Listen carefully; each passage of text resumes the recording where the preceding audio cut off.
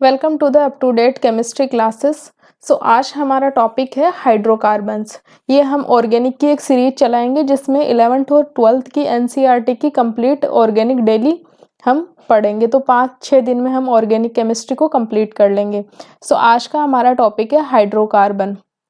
Hydrocarbon से पहले basic GOC आपको सबको थोड़ी बहुत आती ही होगी, और अगर इसमें भी जहाँ जहाँ जीओसी के कॉन्सेप्ट यूज होंगे वो हम चीज़ें डिस्कस करते रहेंगे। हाइड्रोकार्बन हाइड्रोकार्बन क्या है?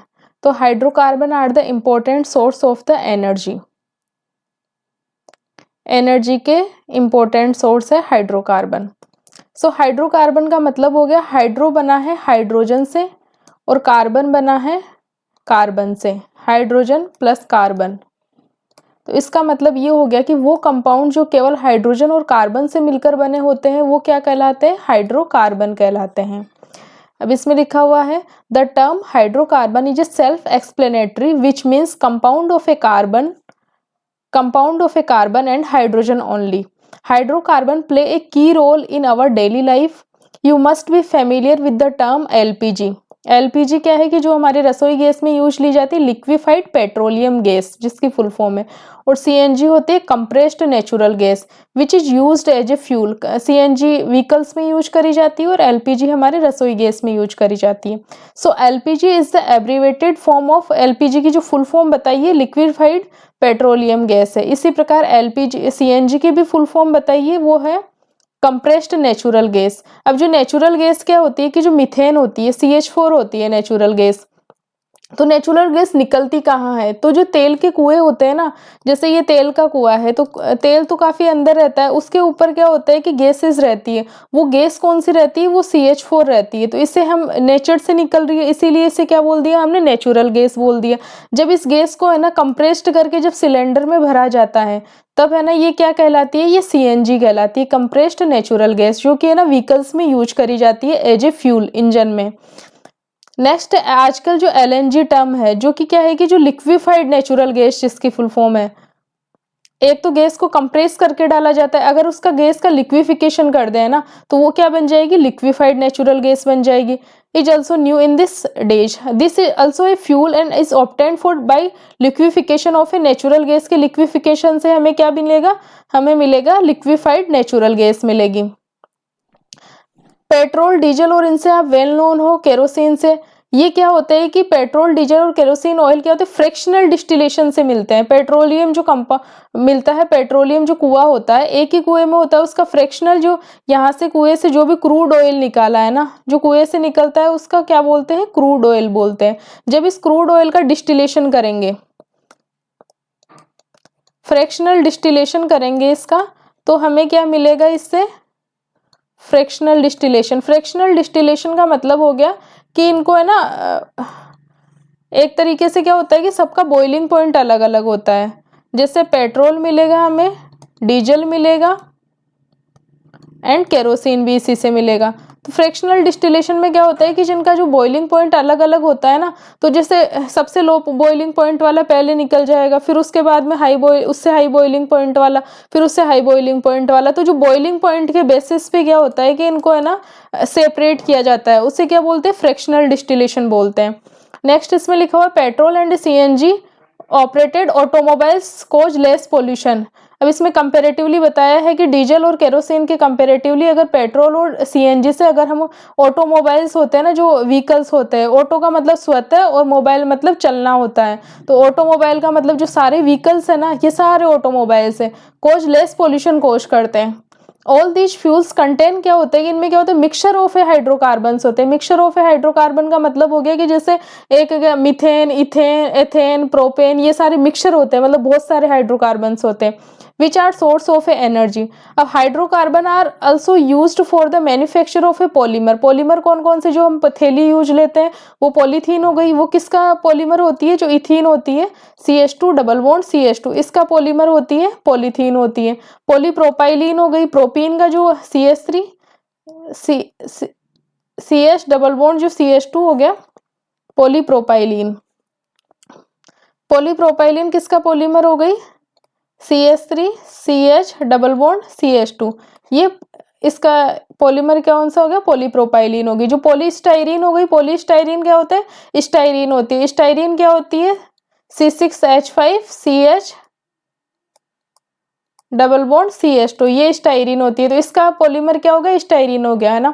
तो हायर हाइड्रो, तो हम यहाँ पे क्या देख रहे हैं कि हम हाइड्रोकार्बन कोई चैप्टर पढ़ रहे हैं, तो हम क्यों पढ़ रहे हैं वो चैप्टर, उसका क्या डेली लाइफ में यूज है। इस बेसिस से सबसे पहले हम उसके यूजेस देख रहे हैं ना, कि हम हाइड्रोकार्बन को किस तरह से हम डे टू डे लाइफ में यूज लेते हैं। Higher hydrocarbon are used as a solvent for paints, है ना। हमने देखा है कि जो है ना पेंट होता है, कलर होता है ना, तो उसमें है ना उसके सॉल्वेंट के लिए हम क्या यूज लेते हैं, इन जनरल हम आपने देखा होगा कि केरोसिन उसमें मिलाते हैं, क्योंकि ये क्या है, केरोसिन का जो मेन कंस्टिट्यूएंट है वो है डोडेकेन है, C12H26 है। तो ये क्या है, हायर हाइड्रोकार्बन है। तो ये क्या होता है कि पेंट में जो सॉल्वेंट के लिए तरह यूज लिए जाते हैं, वो क्या लिए जाते हैं, हायर हाइड्रोकार्बन्स यूज लिए जाते हैं। ठीक है,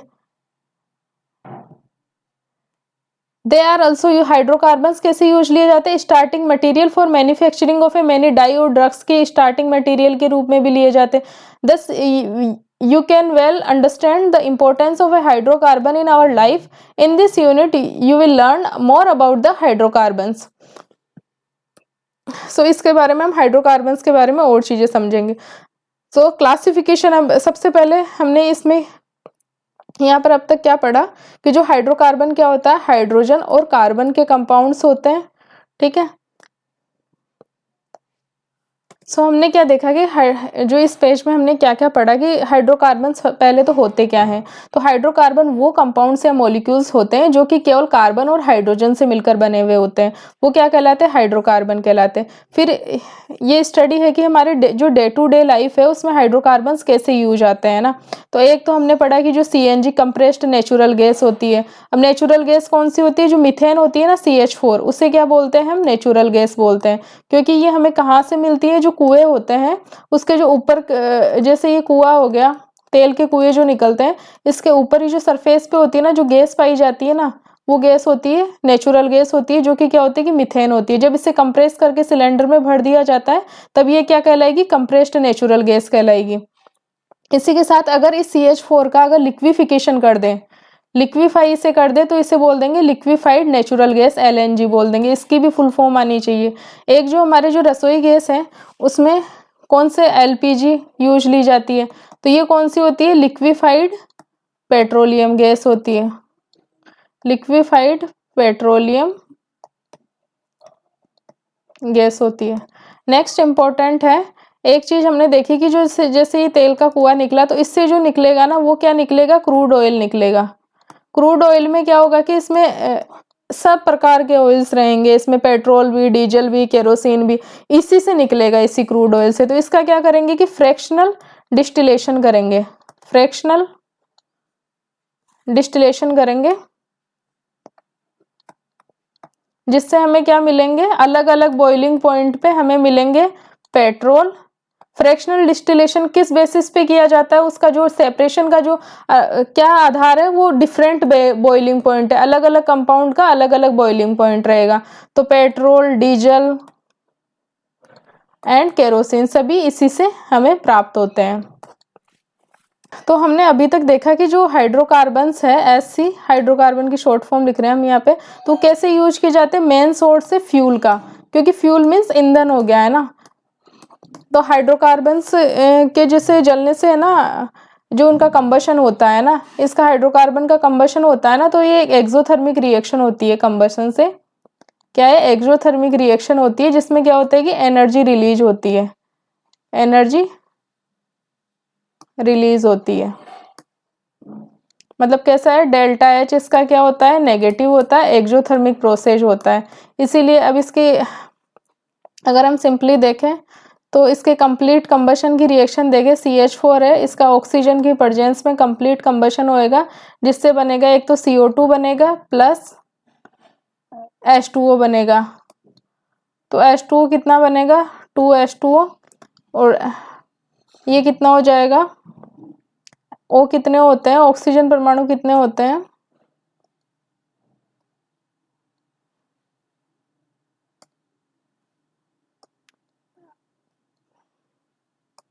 3n + 1 डिवाइडेड बाई 2। यहाँ पे n कितना है, 3 है, तो 3 × 1 + 1 divided by 2 is equal to आ जाएगा 2 आ जाएगा। तो यहाँ पे 2 ऑक्सीजन के मॉलिक्यूल ये यूज करेगा, जिससे है ना कंप्लीट कंबशन से क्या होता है कि जो हाइड्रोकार्बन्स होते हैं उनके कंप्लीट जो कंबशन होता है ना उससे CO2 और H2O बनते हैं। अगर इनका जनरल फॉर्मूला देखा जाए, अगर हम एल्केन का देखते हैं ना तो CnH2n + 2 होता है, उसका कंप्लीट कंबशन करवाया जाएगा तो O2, और इससे क्या बनेगा, CO2 बनेगा और वाटर रिलीज होएगा। ठीक है, तो अब यहाँ पे O2 कितने होंगे, तो O2 होते हैं यहाँ पे 3n + 1 डिवाइडेड बाई 2, और जो CO2 कितने रिलीज होते हैं, वो NCO2 होते हैं, और जो H2O कितना होता है, n + 1 होता है। यहाँ पे n होता है, n क्या हो सकता है, 1 2 3 4, ये आगे रिएक्शन है, ये इस प्रकार से निकाल सकते हैं। तो इससे जो साथ में क्या होता है कि एनर्जी निकलती है, साथ में है ना हीट निकलती है। तो इस हीट के कारण क्या होता है कि यही है ना, इसी कारण क्या होता है कि ये जो हीट रिलीज होती है ना, इसी कारण हाइड्रोकार्बन्स कैसे यूज लिए जाते हैं, एज ए फ्यूल लिए जाते हैं। बेस्ट नोन एग्जाम्पल्स हमने डिस्कस कर लिए कि as a fuel hydrocarbons main source है फ्यूल का। अब ये बताया गया है कि हाइड्रोकार्बन्स और कहाँ कहाँ यूज होते हैं। एक तो कैसे होते हैं, जो पॉलीमर बनाने के लिए है ना हाइड्रोकार्बन्स का यूज लिया जाता है, जिसमें बेस्ट वेल नोन एग्जांपल है अपने जो डे टू डे लाइफ में हम पॉलीथीन यूज करते हैं, वो किसका, इथीन का पॉलीमर है। पॉलीप्रोपाइलिन किसका पॉलीमर है, CH3 CH double bond CH2, ये प्रोपीन का पॉलीमर है। और जो पॉलिस्टर होता है, जो कपड़ों मतलब एक टाइप से कपड़ों का प्रकार है ना, तो इसका ये किसका है, स्टाइरीन का पॉलीमर है। तो ये पॉलीमर इंडस्ट्री में यूज लिए जाते हैं। जो हायर हाइड्रोकार्बन्स होते हैं वो कैसे, जो हायर हाइड्रोकार्बन्स होते हैं वो जो पेंट के लिए सॉल्वेंट का रूप में काम करते हैं, जो as a solvent for paint.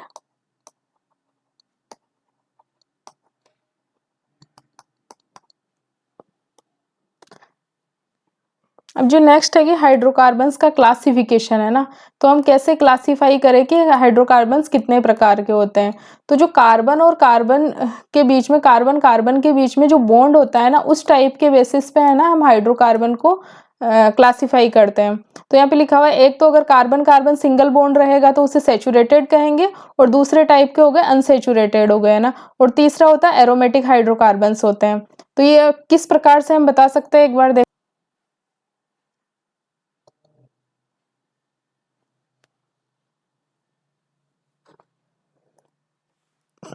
तो सैचुरेटेड जो हाइड्रोकार्बन्स होते हैं ना, contain only carbon carbon single, carbon carbon and carbon hydrogen single bonds होते हैं। In different carbon atoms are joined together to form open chain of a carbon atoms with single bonds.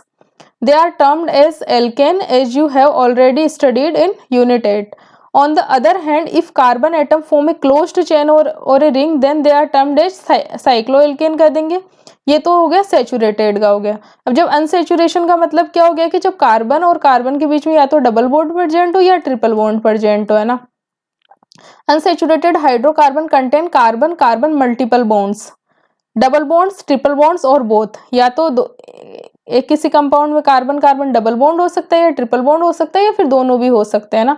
Aromatic hydrocarbons क्या होते हैं, इसमें है ना special aromatic hydrocarbon में क्या होता है कि अगर हम बेंजीन का एग्जांपल लेते हैं,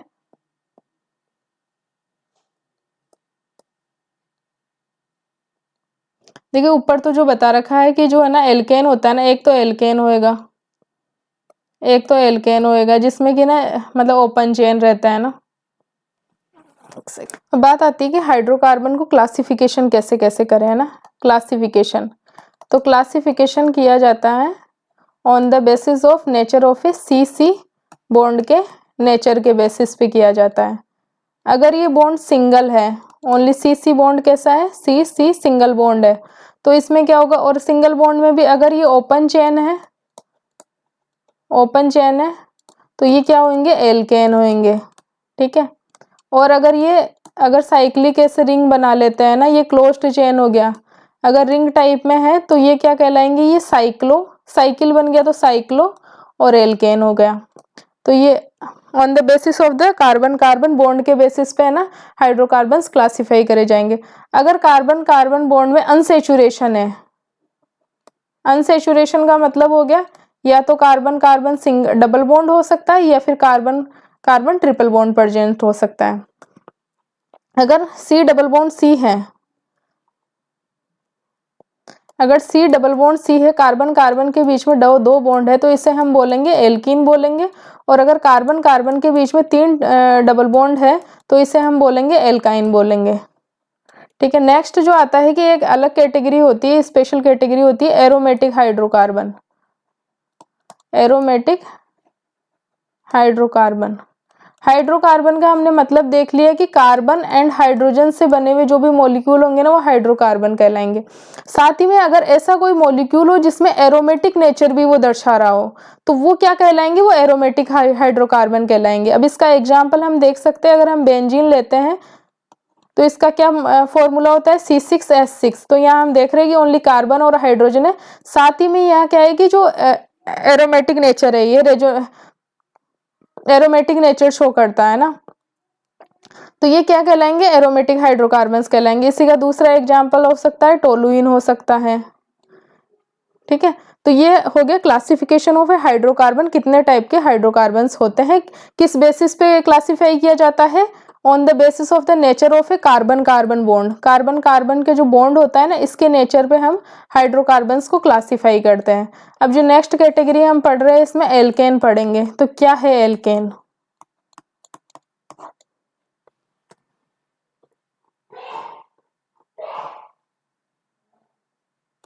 तो एल्केन के बारे में यहाँ दिया हुआ as already mentioned alkanes are saturated होते हैं, ओपन चेन है, हाइड्रोकार्बन है, containing carbon carbon single bond. Methane is the first member of this family. Methane is a gas found in a coal mines and marshy places. If you replace one hydrocarbon atom of a methane by carbon and join the required number of a hydrogen to satisfy the tetravalency of the other carbon atoms, what do we get? You get, ये बोल रहा है कि जो first member है alkene का वो है CH4 है। अब अगर क्या ये कह रहा है कि जैसे ये CH4 है तो इसे इसके जो एक इस हाइड्रोजन को रिप्लेस करके यहाँ पे हम एक दूसरा कार्बन लगा दे, इसकी जगह हम दूसरा कार्बन लगा दे। और जो हम जानते हैं कि कार्बन की कितनी वैलेंसी होती है, टेट्रा वैलेंसी होती है। जो इसकी जो अदर वैलेंसी है इस कार्बन की हम किससे सेटिस्फाई कर देंगे, हाइड्रोजन से सेटिस्फाई कर देंगे। तो ये हो गया कार्बन CH3 और ये हमने कार्बन लगाया हाइड्रोजन की जगह और इसकी अदर वैलेंसीज किससे हमने सेटिस्फाई कर दी, CH3 हाइड्रोजन से कर दी। तो हमें ये जो कंपाउंड मिला है इस कंपाउंड को हम क्या बोलेंगे, हमें क्या मिला है, C2H6 मिला है, जिसे हम क्या कहते हैं, इथेन कहते हैं, जो सेकंड मेंबर है हाइड्रोकार्बन का। नेक्स्ट बोला this hydrocarbon with molecular formula C2H6 is known as a ethane, thus we consider C2H6 is derived from CH4 by replacing one hydrogen atom by CH3 group। मतलब ये कह रहा है कि जैसे ये CH4 था, मीथेन था, तो इसके एक हाइड्रोजन को अगर हम CH3 से रिप्लेस कर देंगे तो हमें क्या मिलेगा, CH3 मिलेगा, जो कि क्या है C2H6 है, जिसे हम क्या बोलेंगे, मीथेन बोलेंगे। नेक्स्ट बोला so go on constructing alkanes by doing this theoretical exercise replacing hydrogen by CH3 group, their next molecule will be C3H8 C4H8।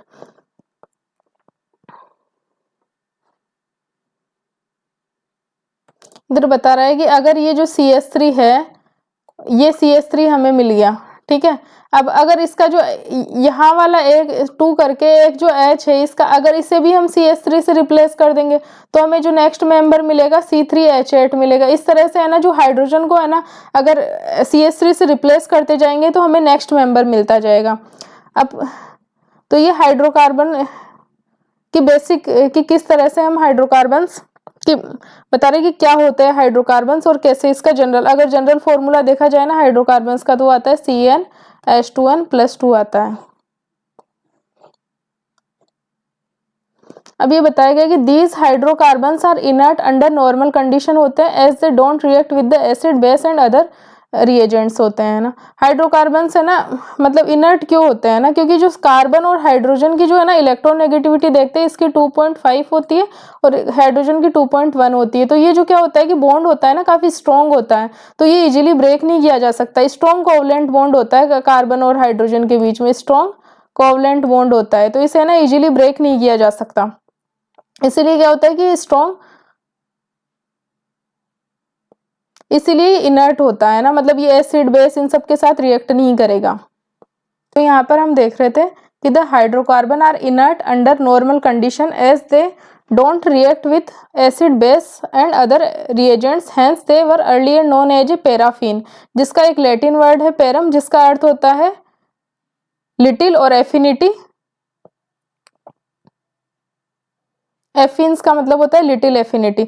अब जैसे हम ये देखते हैं कार्बन है और ये हाइड्रोजन है, तो कार्बन की इलेक्ट्रॉन नेगेटिविटी है 2.5 है और हाइड्रोजन की इलेक्ट्रॉन नेगेटिविटी है 2.1 है। तो इनके बीच में क्या होता है कि लेस इलेक्ट्रॉन नेगेटिविटी का डिफरेंस है।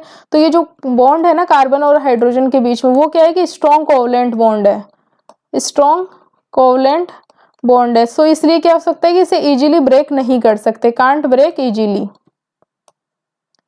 कांट, इसे इजीली तोड़ नहीं सकते हैं। इसीलिए क्या होता है कि ये मतलब इनर्ट रहता है अंडर है ना नॉर्मल कंडीशंस में। अगर है ना मतलब नॉर्मल जो कंडीशंस है ना, नॉर्मल रूम टेम्परेचर, जो नॉर्मल प्रेशर, उन सब कंडीशंस में क्या होता है कि ये बॉन्ड टूट नहीं पाता है। इसलिए क्या रहती है हाइड्रोकार्बन्स कैसे रहते हैं, इनर्ट रहते हैं ना।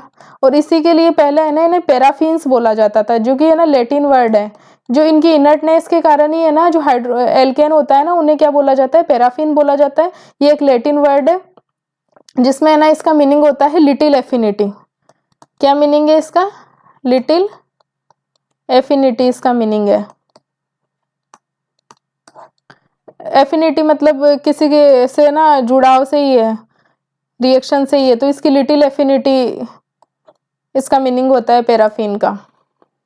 नेक्स्ट ये बोल रहा है can you think the general formula for alkane family or homologous series if we examine the formula of a different। तो ये बोल रहा है कि जनरल फॉर्मूला क्या होगा एल्केन सीरीज का, वो होगा CnH2n+2। तो n क्या हो सकता है 1 2 3 ऐसे सोन हो सकता है ना, ठीक है। इसके बाद में बोल रहा है it represent any particular homologous when n is given appropriate value. Can you recall the structure of a methane. अब मीथेन की structure according to VSEPR theory के अकॉर्डिंग मेथेन की स्ट्रक्चर हम देख सकते हैं कि क्या होती है। तो इसका हाइब्रिडाइजेशन क्या होता है, sp3 हाइब्रिडाइजेशन होता है और कैसे टेट्राहेड्रल शेप होती है ना, ठीक है। In which carbon atom lies at the centre में होता है और जो 4 हाइड्रोजन होते हैं ना at the corner of a regular tetrahedron. और जो सारे है ना SCH बॉन्ड कितने होते हैं 109 डिग्री 109.5 डिग्री के होते हैं। तो यहाँ पे कार्बन का हाइब्रिडाइजेशन देख लेते हैं। कार्बन का इलेक्ट्रॉनिक कॉन्फ़िगरेशन होता है 1s2 2s2 और 2p2 होता है, ठीक है। ये 2s का हो गया और ये 3 p ऑर्बिटल हो गए, तो इसमें ये हो गया। ये इसकी ग्राउंड स्टेट में इसका इलेक्ट्रॉनिक कॉन्फ़िगरेशन है, ठीक है। 1s2 2s2 and 2p2। जब हम एक्साइटेड स्टेट में जाते हैं तो एक्साइटेड स्टेट में क्या होगा कि जो ये s इलेक्ट्रॉन है, ये s इलेक्ट्रॉन है इस p ऑर्बिटल में चले जाएंगे। तो क्या हमें इलेक्ट्रॉनिक कॉन्फ़िगरेशन मिलेगा,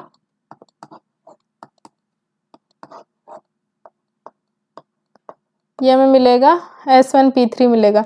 ये जो चारों ऑर्बिटल होंगे ना ये आपस में हाइब्रिडाइज्ड होके 3s 1s और 3p ऑर्बिटल हाइब्रिडाइज्ड होके बनाएंगे 4sp3 ऑर्बिटल बनाएंगे, ठीक है।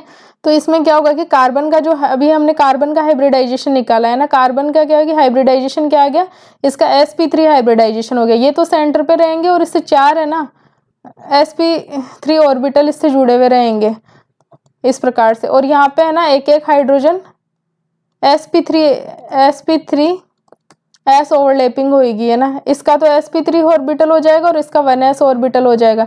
इस ओवरलैपिंग से हमें क्या मिल जाएंगे 4 सिग्मा बॉन्ड ये मिल जाएंगे, ठीक है। और इसमें जो बॉन्ड एंगल होगा ना, ये जो SCH बॉन्ड एंगल होगा वो कितना होगा, 109.5 डिग्री का ये बॉन्ड एंगल होएगा। अब sp3 जो हाइब्रिडाइजेशन होता है ना, उसकी sp3 हाइब्रिडाइजेशन की जो ज्योमेट्री क्या है, वो टेट्राहेड्रल है। और इसमें हम देख रहे हैं कि जो कार्बन की जो चारों वैलेंसीज हैं, मतलब इसमें जो कार्बन की चारों वैलेंसी किससे, हाइड्रोजन से सेटिस्फाई हो रही है ना, तो इसकी जो शेप होएगी ना, 4 हाइड्रोजन से सेटिस्फाई हो रही है, तो जो इसकी शेप रहेगी वो भी क्या रहेगी, रेगुलर टेट्राहेड्रल ही रहेगी।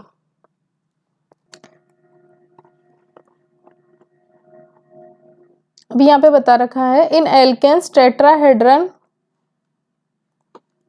tetrahedra are joined together in which CC and CH bond length are 154 picometre है और ये 112 पिकोमीटर है respectively. In alkanes tetrahedra are joined together in which CC and CH bond lengths, okay. अगर ये बात कर रहा है कि अगर है ना,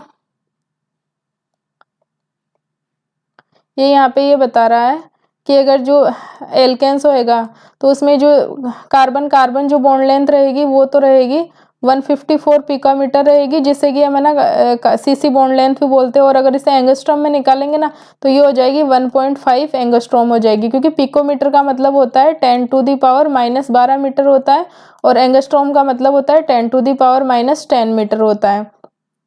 तो अगर पिकोमीटर से हम एंगस्ट्रॉम में कन्वर्ट करेंगे तो ये यहाँ पे मतलब 100 से डिवाइड होके और ये यहाँ पे 1.54 एंगस्ट्रॉम आ जाएगा, जिसके हम है ना हैबिचुअल है इसी के। और जो इससे है ना 3 हाइड्रोजन जुड़े हुए रहेंगे है ना इसकी वैलेंसी को पूरा करने के लिए, तो ये वाली जो बॉन्ड लेंथ रहेगी ना, कार्बन हाइड्रोजन की जो बॉन्ड लेंथ रहेगी वो कितनी रहेगी, 112 पिकोमीटर रहेगी।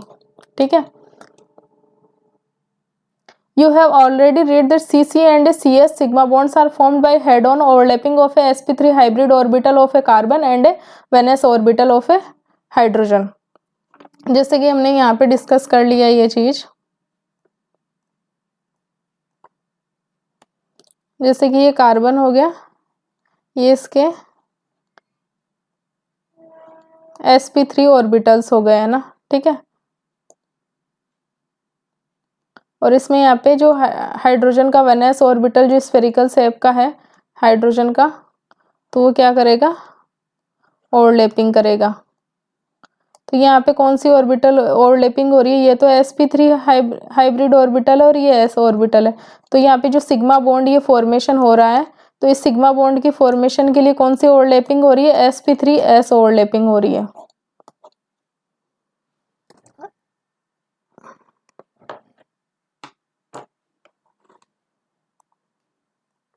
अभी यहाँ पे नोमेनक्लेचर के बारे में डिस्कस किया गया है, एल्केन्स के nomenclature and isomerism. So you have already read about nomenclature of a different classes of a organic compound in a unit 8, okay। Nomenclature and isomerism in a alkane can further be understood with the help of a few more examples। Common names are given in a parenthesis, parenthesis का मतलब bracket हो गया। First 3 alkanes methane, ethane और propane have only एक ही structure होती है, और but higher alkanes में क्या होता है कि एक से ज्यादा स्ट्रक्चर पॉसिबल होती है। इसी कारण क्या होता है कि उसके आइसोमर बनते हैं। Let us write structure for a C4H10। 4 carbon atoms of a C4H10 can be joined either in a continuous chain or a with a branched chain. ठीक है। तो हम देख लेते हैं, एक तो नोमेनक्लेचर और आइसोमेरिज्म देख लेते हैं ना एल्केन्स में। तो फर्स्ट मेंबर क्या है एल्केन्स का, मीथेन है, इसके एक ही स्ट्रक्चर पॉसिबल है। ठीक है। और दूसरा मेंबर है CH3 इथेन है, इसमें भी दोनों जो कार्बन होंगे वो स्ट्रेट चेन में लगे रहेंगे। तीसरा मेंबर है CH3 CH2 और CH3, ये प्रोपेन हो गया, इसकी भी एक ही स्ट्रक्चर पॉसिबल है। अब जब चौथा मेंबर आता है, ये मीथेन हो गया, ये इथेन हो गया। अब जब चौथा मेंबर आता है, चौथा मेंबर क्या है, ब्यूटेन, तो C4H10 है। तो इसके ना 2 स्ट्रक्चर पॉसिबल है, एक तो स्ट्रेट चेन होएगी, तो स्ट्रेट चेन में क्या होगा, सारे कार्बन है ना स्ट्रेट चेन में लग जाएंगे और जो रिमेनिंग टेट्रावेलेंसी है वो हाइड्रोजन से कंप्लीट हो जाएगी। तो इसे तो बोलेंगे हम N ब्यूटेन बोलेंगे, नॉर्मल ब्यूटेन बोलेंगे। और इसकी दूसरी स्ट्रक्चर क्या पॉसिबल है C4H10 की? दूसरी स्ट्रक्चर पॉसिबल है ब्रांच चेन, जैसे कि ये लग गया और यहाँ पे जो एक कार्बन है ना यहाँ पे साइड ब्रांचिंग के रूप में लग जाए। 3 तो स्ट्रेट चेन में लग गए और जो चौथा कार्बन है वो बीच वाले कार्बन से ब्रांच के रूप में लग गया। तो ये भी C4, इसकी जो रिमेनिंग वैलेंसी है वो हम किससे हाइड्रोजन लगा के पूरी कर देंगे।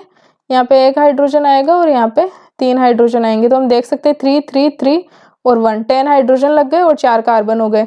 तो ये इस C4H10 की ये स्ट्रक्चर भी पॉसिबल है और ये भी पॉसिबल है। ठीक है, तो अगर हम इसमें देखें C4H10 के, अब इसका नाम क्या लिखेंगे ना, तो जब IUPAC नेम, अगर इसका IUPAC नेम देखेंगे ना तो इसमें लॉन्ग चेन सेलेक्ट करेंगे। लॉन्ग चेन तो इसमें तो ये स्ट्रेट चेन है तो एक ही चेन है और इसमें नंबरिंग करेंगे 1 2 3 4। तो 4 के लिए क्या आएगा ब्यूट और सफिक्स क्या आएगा एन आएगा, है ना, एल्केन के लिए। तो इसका नाम क्या हो जाएगा ब्यूटेन हो जाएगा। दूसरा, अगर इस वाले का अगर हम IUPAC नोमेनकल्चर देखें तो ये 1 2 3 और बीच वाले पे क्या है कि एक ये ब्रांचिंग लगी हुई है तो इसका IUPAC नेम लिखेंगे 2 मिथाइल प्रोपेन, इसका IUPAC नाम होगा। अब अगर हम देखें इसका जो नॉर्मल नाम होता है इसका, इस वाले ये वाली स्ट्रक्चर है, ये वाला आइसोमर है। आइसोमर किसे कहते हैं कि अभी जैसे है ना मॉलिक्यूलर फॉर्मूला तो एक ही है C4H10 है, लेकिन इसकी क्या है कि एक से ज्यादा स्ट्रक्चर पॉसिबल है। तो ये जो दोनों स्ट्रक्चर रहेंगे ना ये एक दूसरे के क्या है कि आइसोमर होंगी, ये एक दूसरे की आइसोमर्स होंगे कहलाएंगे। ये एक ही मॉलिक्यूलर फॉर्मूले की एक से ज्यादा अगर स्ट्रक्चर पॉसिबल हो तो वो है ना आइसोमर्स कहलाते हैं। अब जैसे ये वाला है एन ब्यूटेन का, ये वाला आइसोमर है CH3 CH और ये CH3 और ये CH3, जिसमें है ना अगर ये वाला स्ट्रक्चर हो, है ना, ये वाला अगर फ्रेमवर्क अगर किसी भी मॉलिक्यूल में पाया जाता है ना तो उस स्ट्रक्चर उसको हम बोलते हैं आइसो से रिप्रेजेंट करते हैं। अगर CH3 CH और उससे एक CH3 लगाओ तो इसे हम ना आइसो से रिप्रेजेंट करते हैं। तो इसका जो कॉमन नेम होएगा वो क्या कहलाएगा आइसोब्यूटेन, इसका कॉमन नेम कहलाएगा। क्योंकि एग्जामिनर जब भी क्वेश्चन करेगा वो इसकी कॉमन स्ट्रक्चर से क्वेश्चन करता है, कॉमन नेम से पूछता है।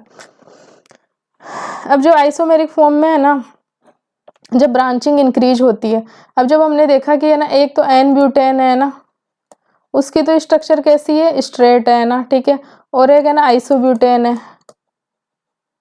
तो इसकी स्ट्रक्चर कैसी है ब्रांच है। तो अब इसमें देखेंगे ना स्ट्रेट चेन है और इसमें है ना इस टाइप से है ना ब्रांचिंग है, ठीक है। इसमें एन ब्यूटेन की स्ट्रक्चर तो कैसी हो गई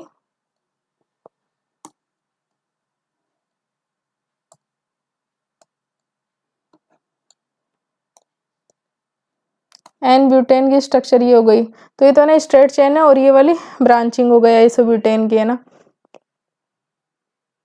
सॉरी ये स्ट्रक्चर ऐसे नहीं आएगी।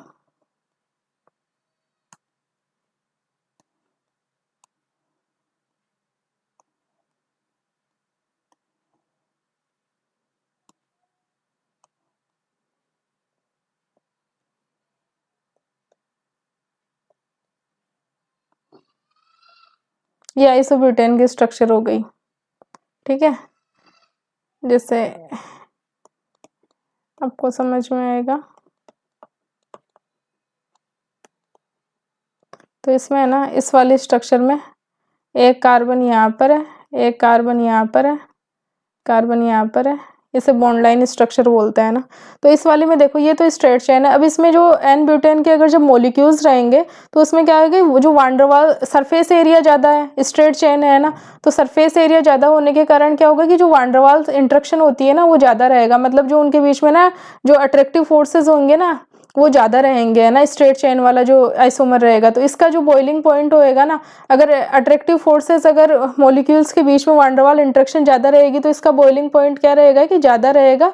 और इसमें क्या होता है कि जैसे जैसे ब्रांचिंग इंक्रीज होती जाती है ना वैसे क्या होता है कि जो मॉलिक्यूल्स है ना स्फेरिकल शेप में जाने लग जाता है, जिससे क्या होता है कि सरफेस एरिया डिक्रीज होता है।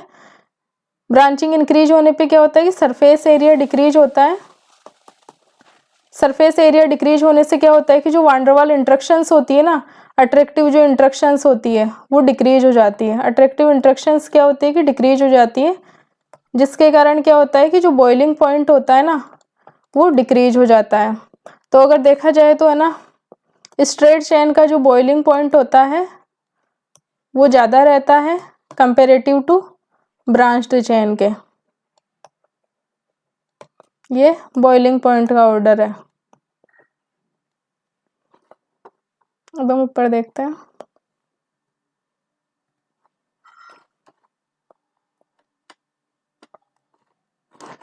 यहाँ पे यही बता रखा है कि जो एन ब्यूटेन है इसका बॉइलिंग पॉइंट 273 केल्विन है। अभी यहाँ पे देख सकते हो कि जो स्ट्रेट चेन एन ब्यूटेन है ना उसका तो बॉइलिंग पॉइंट कितना है 273 केल्विन है, और जो ब्रांच्ड है ना उस वाले का कितना है 261 केल्विन है। तो मतलब स्ट्रेट चेन का जो बॉइलिंग पॉइंट होता है ना वो ज़्यादा होता है कंपेरेटिव टू ब्रांचिंग का, है ना। अब जो नेक्स्ट मेंबर है एल्केन सीरीज का वो है C5H12 है। कौन सा है C5H12 इसका नेक्स्ट मेंबर है ना। तो इसके कितने नंबर ऑफ आइसोमर कितने पॉसिबल होंगे ये यहाँ पे बता रखा है। C5H12 के कितने आइसोमर होंगे। अब आप यहाँ पे देख सकते हैं कि इसका जो बॉइलिंग पॉइंट 309 है, इसका 301 है और इसका 282 है। देखो इसमें है ना ये एक की ब्रांचिंग है, यहाँ पे ये ब्रांच चेन लगा हुआ है। इस वाले में देखेंगे ना तो यहाँ पे दो मिथाइल है ना एज ए ब्रांच लगा हुआ है। तो जैसे जैसे इसमें अप टू डाउन जाने पे क्या हो रहा है कि ब्रांचिंग है ना इंक्रीज हो रही है, ब्रांचिंग इंक्रीज हो रही है, जिससे क्या होता है कि बॉइलिंग पॉइंट क्या हो रहा है डिक्रीज हो रहा है ना। ठीक है। अब स्ट्रक्चर फर्स्ट, अब इसमें ना अगर हम एन जी पेंटेन है C5H12 तो इसके स्ट्रक्चरल आइसोमर कैसे बनाएंगे। तो किसी भी है ना जो एल्केन के स्ट्रक्चरल आइसोमर का ये क्वेश्चन आता है तो सबसे पहले तो है ना इसे स्ट्रेट चेन में लगा दो पांचों कार्बन को, है ना। तो ये वाला इससे, और रिमेनिंग वैलेंसी हम इस किससे हाइड्रोजन से सेटिस्फाई कर देंगे टेट्रा वैलेंसी। तो ये तो क्या हो गया एन पेंटेन हो गया। अब अगर हमें इसका दूसरा आइसोमर बनाना है तो 4 को तो है ना हमने स्ट्रेट में जोड़ दिया और एक यहाँ पे ब्रांचिंग के लिए निकाल दिया। अब अगर नेक्स्ट अगर आइसोमर देखें तो इसे यहाँ पे लगाएंगे कार्बन को, तो इधर से भी इसे सेकंड नंबर इसकी नंबरिंग होएगी 1 2 3 4 होएगी। अब अगर सपोज करो अगर इसे हम यहाँ पर लगा दे कार्बन को, इस वाले को है ना यहाँ पे ना लगा के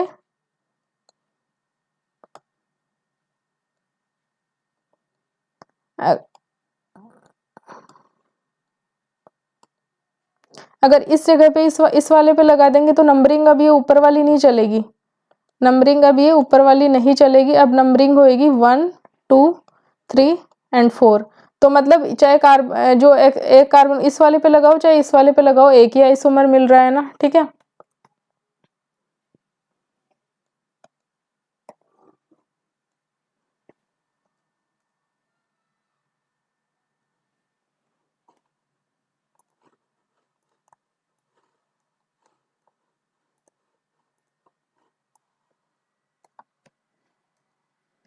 तो जो C5H12 का जो दूसरा पॉसिबल आइसोमर है वो क्या है C 4 कार्बन तो स्ट्रेट चेन में लगा देंगे और एक यहाँ पे ब्रांचिंग दे दी। तो इसे क्या बोलेंगे। अब देखो यहाँ पर अगर देखो तो ये वाला ग्रुप प्रेजेंट है CH3 CH, यहाँ पे CH3। तो ये वाला कौन सा ग्रुप प्रेजेंट है, ये आइसो वाला आइसो ग्रुप प्रेजेंट है। तो इसका जो कॉमन नेम होएगा वो क्या होएगा आइसो पेंटेन होएगा। ठीक है। और IPAC नेम तो हम इसका निकाल ही सकते हैं। IPAC नेम तो क्या होएगा 1 2 3 4, तो 2 मिथाइल ब्यूटेन, ये इसका क्या हो जाएगा IUPAC नेम हो जाएगा। नेक्स्ट आता है इसका तीसरा आइसोमर, और कौन से आइसोमर इसके बन सकते हैं ना। तो ये 3 तो स्ट्रेट चेन में लगा दिए। अब यहाँ पे पहले हमने एक मिथाइल को ब्रांचिंग में दिया था, अब यहाँ पे हम 2 मिथाइल को ब्रांचिंग में लगा देंगे। ये मिथाइल लगा दिया यहाँ पे, ये मिथाइल लगा दिया, इधर CH3 इधर CH3। तो ये जो ये वाला ग्रुप होता है ना ये पूरा, तो इसका जो है ना देखो एक ये ग्रुप होता है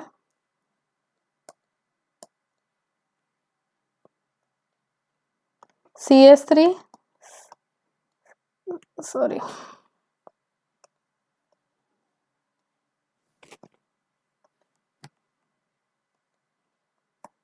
CH3 CH3 और ये CH2, इसके आगे कोई सा भी ग्रुप लग सकता है। तो इस वाले ग्रुप को हम क्या बोलते हैं नियो ग्रुप बोलते हैं, नियो।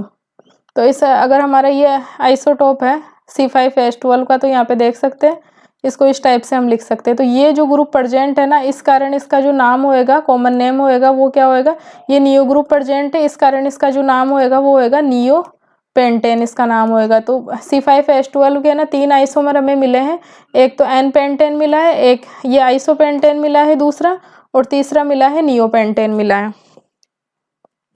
नेक्स्ट हम डिस्कस करते हैं। अब ये बोल रहा है कि structure first and second possesses same molecular formula but different in their boiling point and other properties. Similarly structure third and four, okay ये फर्स्ट एंड सेकंड तो एन ब्यूटेन की बता रखी है ना, और जो थर्ड फोर्थ और जो फिफ्थ बता रखी है वो बता रखी है पेंटेन की C5H12 की बता रखी है। Same molecular formula but have different properties. Structure first and second are isomer of a butane whereas structure third 5 वो है ना पेंटेन के। Since different in properties is due to the difference in structure. Different properties क्यों है? क्योंकि इनकी structure different है। They are known, अब ये क्या कहलाते हैं आपस में ना, स्ट्रक्चरल आइसोमर कहलाते हैं। जैसे कि इसका जो मॉलिक्यूलर फॉर्मूला है इनका सबका C5H12 भी है। अभी यहाँ पे कह रहा है कि it's also clear that structure first and third, जैसे है ना ये वाली स्ट्रक्चर फर्स्ट थी जो एन ब्यूटेन की, और स्ट्रक्चर थर्ड ये एन पेंटेन है। तो ये तो क्या है कि स्ट्रेट चेन है ना, एन ब्यूटेन और एन पेंटेन तो क्या है स्ट्रेट चेन है। और जब स्ट्रक्चर सेकंड आइसो ब्यूटेन है, और जो 4 और 5th कौन सी स्ट्रक्चर है, ये 2 मिथाइल ब्यूटेन है और ये 2 डाइमिथाइल प्रोपेन है। ठीक है। Have a branched chain such a structure isomer which differ in chain of a carbon atoms are, मतलब इसमें देख सकते हैं कि ना इसमें ना 5 कार्बन की चेन है ना, मतलब ये जो कार्बन की चेन है ना ये डिफरेंट है। इसमें स्ट्रेट चेन है, इसमें ब्रांचिंग है, इसमें भी ब्रांचिंग है। तो जो कार्बन की जो चेन में जो डिफर होते हैं ना आइसोमर्स है ना, उन्हें क्या बोलते हैं? चेन आइसोमर्स बोलते हैं। तो ये जैसे है ना एन पेंटेन, आइसोपेंटेन और ये जो नियोपेंटेन है ना, ये एक दूसरे के क्या है? चेन आइसोमर भी है, क्योंकि इसमें डिफरेंट कार्बन चेन है। ठीक है। अब ये बोल रहा है C6H14 के, ये क्वेश्चन है, प्रॉब्लम है। C6H14 जो छठा मेंबर है इस श्रेणी का, एल्केन सीरीज का, उसके है ना स्ट्रक्चर आइसोमर लिखी है ना। इसके बाद में ये बता रखा है यहाँ पे, based upon the number of a carbon atoms attached to a carbon atom the carbon atom. अब ये कार्बन एटम के बारे में बता रखा है कि 1 डिग्री 2 डिग्री 3 डिग्री और 4 डिग्री कार्बन किसे बोलेंगे, ये डिस्कस हम कर लेते हैं। तो सपोज अगर ये पे सबसे पहले तो हम C6H14 के आइसोमर बना लेते हैं, इसके कितने आइसोमर होंगे। ठीक है। तो अगर हम है ना रिमेंबर के रूप में याद रखें ना, तो C4H10 के तो कितने होते हैं? 2 आइसोमर होते हैं ना, 2 याद रखना चाहिए, एग्जाम्स में डायरेक्ट क्लिक कर जाए। C5H10 के कितने? 3 आइसोमर होते हैं। ठीक है, जो अभी हमने देखे। अब C6H14 के कितने होते हैं? 5 आइसोमर होते हैं। अब हम बना लेते हैं वो 5 आइसोमर क्या होते हैं। तो 5 आइसोमर कौन कौन से होते हैं, अब हम ये देख लेते हैं। तो C6H14, तो सबसे पहले तो है ना 6 कार्बन को स्ट्रेट चेन में लगा देंगे, 4 5 6। पहला तो ये हो जाएगा, जिसे हम बोल देंगे एन हेक्सेन बोल देंगे। जो रिमेनिंग वैलेंसीज है कार्बन की वो हम हाइड्रोजन से कंप्लीट कर सकते हैं, मैं ओनली कार्बन स्केलेटन से समझा रहे हैं। दूसरा है कि जिसमें है ना 5 तो कार्बन स्ट्रेट चेन में लगा देंगे। ठीक है। अब छठा कार्बन है ना हम ब्रांचिंग में देंगे, तो ये एक आइसोमर में तो हम यहाँ पे ब्रांचिंग कर देंगे। अब अगर है ना नेक्स्ट में क्या है, 5 कार्बन चेन में लगा दिए स्ट्रेट चेन में, और अगर यहाँ पे अगर ब्रांचिंग दे तीसरे नंबर के कार्बन पे, तो ये डिफरेंट होएगा। अब यहाँ पे अगर ब्रांचिंग देगी तो इधर से अगर यहाँ पे अगर हम लगाते हैं नेक्स्ट आइसोमर में, जैसे अगर नेक्स्ट आइसोमर में सपोज करोगे हम अगर इस वाले कार्बन पे लगाते हैं, तो इधर से हम नंबरिंग देंगे तो उसकी 2 ही आएगी, जो कि जस्ट सिमिलर ये सेकंड वाले के हो जाएगा। तो मतलब ये पॉसिबल नहीं है। मतलब एक मिथाइल ग्रुप की ब्रांचिंग के साथ हमें 2 आइसोमर मिल सकते हैं, एक तो ये दूसरी पोजीशन पे लगा है और एक 3 नंबर कार्बन पे लगा है। अगर इनकी नंबरिंग करेंगे तो 1 2 3 4 और 5 होएगी, और इसकी नंबरिंग करेंगे तो 1 2 3 4 5। तो इसमें मिथाइल सब्स्टिट्यूएंट किस पे 2 नंबर कार्बन पे लगा है, और इस वाले में है ना 3 नंबर कार्बन पे लगा हुआ है। नेक्स्ट आइसोमर देखते हैं हेक्सेन का। अब इसमें एक जो है ना ब्रांचिंग के साथ है ना हमें कितने 2 आइसोमर मिल गए। अब हम देखेंगे दूसरी 4 को तो स्ट्रेट चेन में लगा देंगे, और जो 2 जो मिथाइल होंगे ना उन्हें ब्रांचिंग में लगाएंगे। तो एक तो 2 नंबर कार्बन पे लगा दी और एक 3 नंबर पे लगा दी है ना, तो एक आइसोमर हमें ये मिल गया। नेक्स्ट जो इसका आइसोमर देखेंगे हम, उसमें क्या करेंगे कि हम 2 ब्रांचिंग ही लगाएंगे। 4 तो स्ट्रेट चेन में जोड़ देंगे, लेकिन जो 2 ब्रांचिंग लगाएंगे ना वो एक ही कार्बन पे लगा देंगे। यहाँ पे तो एक तो 2 नंबर कार्बन पे ब्रांचिंग लगा रखी है हमने यहाँ पे, और एक 3 नंबर पे लगा रखी है ना। ठीक है। अगर इस जो 5वां आइसोमर होगा ना उसमें ना 2 नंबर कार्बन पे ही दोनों methyl group as a branching लगा देंगे। तो इस प्रकार से ये 5 आइसोमर बने C6H14 के। सबसे पहले तो क्या हुआ कि हमने स्ट्रेट चेन में लगा दिया, सबसे पहले तो हमने स्ट्रेट चेन में लगा दिया है ना। दूसरे में क्या है कि दूसरे और तीसरे आइसोमर में एक ब्रांचिंग दिए, 2 नंबर कार्बन पे दिए, और तीसरे में 3 नंबर कार्बन पे एक ब्रांचिंग दे दी। चौथे आइसोमर में क्या है कि हम 2 ब्रांचिंग दे रहे दूसरे और तीसरे कार्बन पे, और 5वां आइसोमर है उसमें 2 ब्रांचिंग दे रहे दूसरे नंबर के कार्बन एटम पे ही हमने दोनों ब्रांचिंग लगा दिए। तो इस प्रकार हम जो है ना C6H14 के 5 आइसोमर बना सकते हैं। तो अगर हम नंबर ऑफ आइसोमर्स को अगर अब इसमें हम एक एग्जाम्पल देख लेते हैं, इस वाले आइसोमर से देख लेते हैं। अगर इसकी वैलेंसीज हम हाइड्रोजन से सेटिस्फाई करेंगे CH3 CH3 CH2 CH3 CH3, तो इस वाले जो C1 है ना, इस वाले कार्बन एटम से कितने कार्बन जुड़े हुए? एक कार्बन जुड़ा हुआ है। अगर किसी कार्बन एटम से ओनली एक कार्बन जुड़ा हुआ हो तो वो कार्बन एटम कैसा होगा? ये 1 डिग्री कार्बन एटम है, प्राइमरी जिसे बोलेंगे। अब अगर इस वाले कार्बन एटम से भी ओनली एक ही कार्बन एटम जुड़ा हुआ है तो ये वाला भी कैसा है? 1 डिग्री कार्बन एटम है। अगर इस वाले कार्बन एटम की देखें तो इससे कितने कार्बन एटम जुड़े हुए हैं?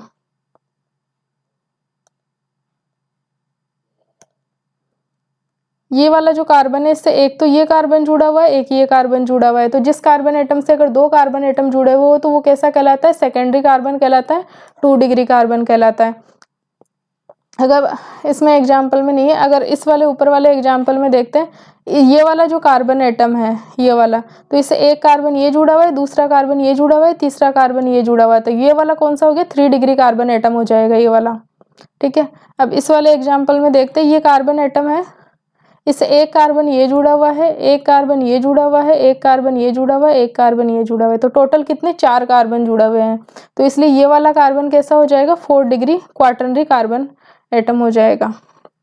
अब इसे और एग्जाम्पल से समझ लेते हैं। सी सी सी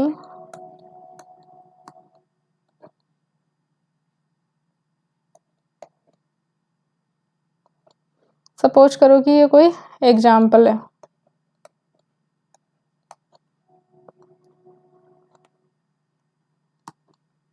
या फिर इसमें हम आइसोऑक्टेन की स्ट्रक्चर लेते हैं।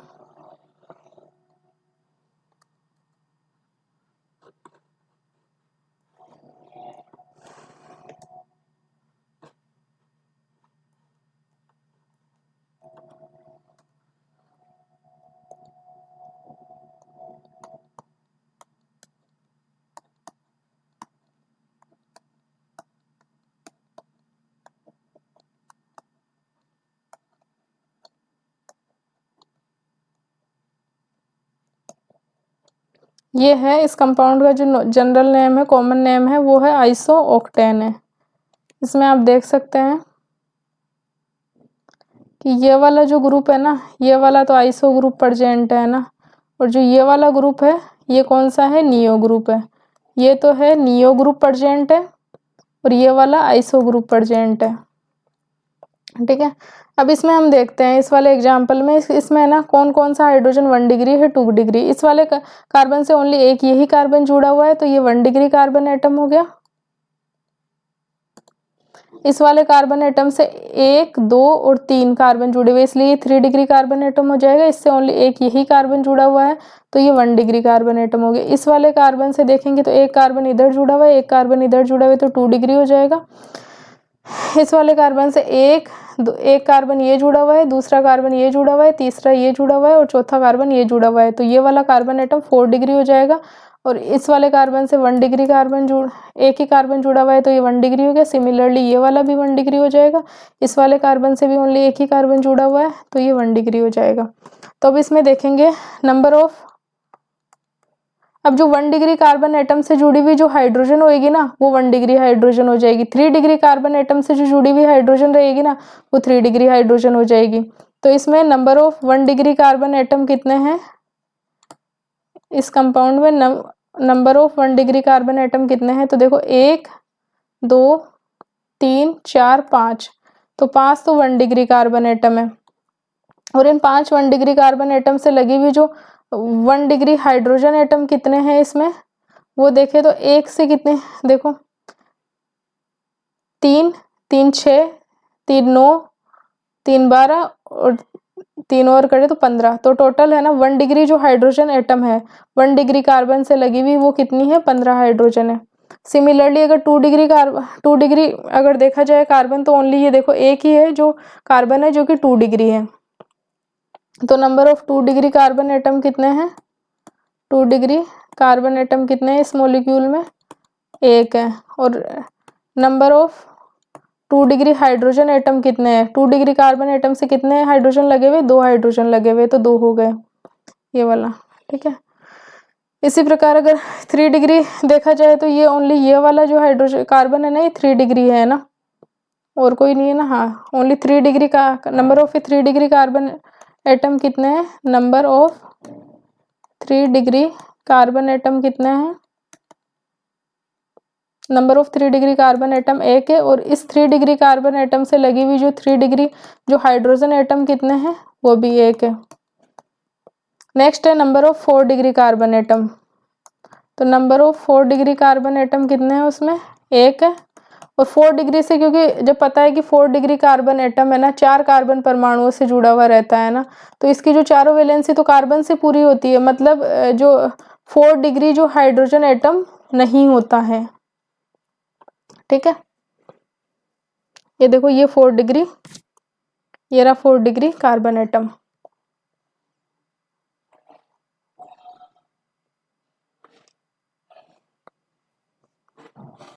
अभी नेक्स्ट बता रखा है कि जैसे जैसे है ना हायर एल्केन्स होंगे तो उसके नंबर ऑफ आइसोमर इंक्रीज होते जाएंगे। अब जैसे कि हमने देखा C1 का कितना है, अगर n इज इक्वल टू 1 है, C एक ही है। अगर कार्बन एटम 2 है, C2 के कितने हो जाएंगे, 1 आइसोमर है। जब n इज इक्वल टू 3 होंगे तो भी 1 आइसोमर है ना, यहाँ पे n लिख सकते हैं, n इज इक्वल टू 1। जब n इज इक्वल टू 4 हो जाएंगे तो नंबर ऑफ आइसोमर कितने हो जाएंगे, 2 हो जाएंगे, n ब्यूटेन और isobutane. n is equal to 5 होएगा तो नंबर ऑफ आइसोमर कितने हो जाएंगे, 3 हो जाएंगे। जब n इज इक्वल टू 6 होएगा तो नंबर ऑफ आइसोमर कितने हो जाएंगे, 5 हो जाएंगे। जब n इज इक्वल टू 7 होएगा तो नंबर ऑफ आइसोमर कितने हो जाएंगे, 9 हो जाएंगे। जस्ट रिमेंबर रख सकते हैं क्योंकि एनसीईआरटी में लिखा हुआ है। और n इज इक्वल टू 8 के जो नंबर ऑफ आइसोमर होते हैं वो होते हैं 18 होते हैं। और जब n इज इक्वल टू 10 हो तब उसके जो नंबर ऑफ आइसोमर होंगे वो 75 होंगे। ये एनसीईआरटी में यहाँ पे मेंशन है that C7H16 has 9 isomer, as many as 75 isomer are possible for C10H22। ठीक है, जब n इज इक्वल टू 10 हो। ये फॉर्मूला जो जनरल फॉर्मूला चल रहा है एल्केन का क्या है, CnH2n+2। तो इस n की जगह हम 1 रखेंगे, 2 रखेंगे, 3 रखेंगे, तो जो भी एल्केन का मतलब कंपाउंड बनेगा, मॉलिक्यूल बनेगा, उसके नंबर ऑफ आइसोमर के बारे में डिस्कस है। अब ये नेक्स्ट बता रखा है यहाँ पर, ये जो यहाँ पे डिस्कस कर रखा है कि अगर जैसे सपोज करो अगर एल्केन का जनरल फॉर्मूला है CnH2n+2 है, ठीक है। तो अगर इसका एक हाइड्रोजन है ना रिप्लेस कर दिया जाए किसी और मतलब किसी OH ग्रुप से या किसी हेलोजन ग्रुप से है ना, तो इसका जो अगर मान लो कि ये एल्केन है और एल्केन से हम क्या बना रहे हैं, हाइड्रोक्सिल ग्रुप, या फिर जैसे कि C5H11OH आ गया, इसमें ना एक हाइड्रोजन को हटा के यहाँ पे OH ग्रुप लगा दिया, तो इसका जो जनरल फॉर्मूला बनेगा CnH2n+1 और OH, ये इसका जनरल फॉर्मूला हो जाएगा। तो इसके नंबर ऑफ आइसोमर कैसे कैलकुलेट करेंगे, नंबर ऑफ आइसोमर कितने होंगे, तो ये है C5H11 और X। अब यहाँ पे X है ना, यहाँ पे ये हेलोजन भी हो सकता है और ये X है ना क्या हो सकता है, OH ग्रुप भी हो सकता है या कुछ भी हो सकता है अदर देन हाइड्रोजन, ये कुछ भी हो सकता है हाइड्रोजन के अलावा। तो इसके नंबर ऑफ आइसोमर हम कैसे कैलकुलेट करेंगे, तो फर्स्ट ऑफ ऑल तो है ना जो C5 है तो पांचों कार्बन एक स्ट्रेट चेन में लगा देंगे। फिर ये जो सब्स्टिट्यूएंट है X है ना, पहले तो है ना इस वाले कार्बन पे लगा लेंगे है ना, 1 नंबर कार्बन पे लगा लेंगे। फिर दूसरे आइसोमर में क्या होगा कि यहाँ पे दूसरे नंबर के कार्बन पे, फिर तीसरे में तीसरे नंबर के कार्बन पे, तो जैसे n पेंटेन होएगा ना उससे हमें 3 आइसोमर मिल जाएंगे। तो पहला तो ये हो गया, दूसरे आइसोमर में हम यहाँ पर इस X को लगा सकते हैं, तीसरे आइसोमर में यहाँ पर लगा सकते हैं। तो इससे हमें कितने, ये 3 आइसोमर तो ये मिल गए। अब जब हमें पता है कि n पे n10 के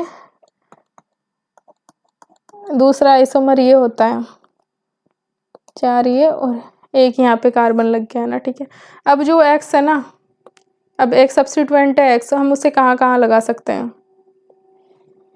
इस सब्स्टिट्यूएंट को अगर हम इस वाले कार्बन पे लगाएंगे, है ना, इस पे भी लग सकता है, ठीक है।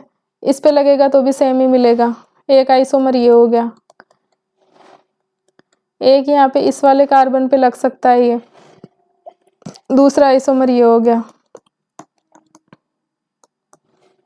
एक ये इस वाले कार्बन पे भी लग सकता है X।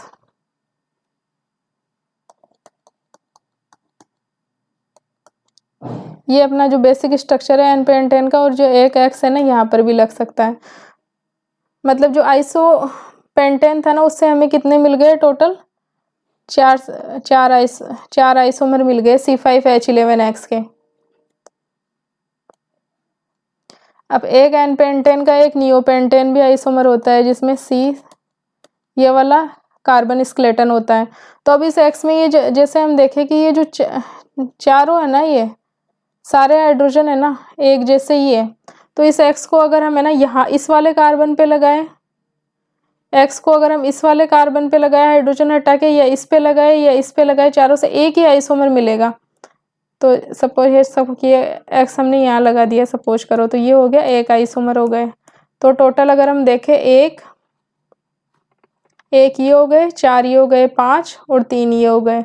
तो टोटल कितने आइसोमर हो गए, C5H11OH के कितने आइसोमर हो गए, 8 आइसोमर हो गए टोटल। अब इसमें हम देख सकते हैं जैसे कि ना, ये तो स्ट्रेट है।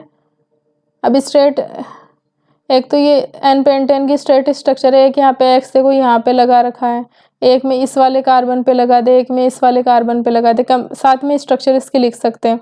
दूसरे वाले में दूसरा है ना आइसोपेंटेन का फ्रेमवर्क ले लिया, तो आइसोपेंटेन के फ्रेमवर्क से है ना 4 आइसोमर बन रहे हैं जो नीचे एक्सप्लेन किए, और फिर ये एक नियोपेंटेन का फ्रेमवर्क है, इससे एक आइसोमर बनेगा।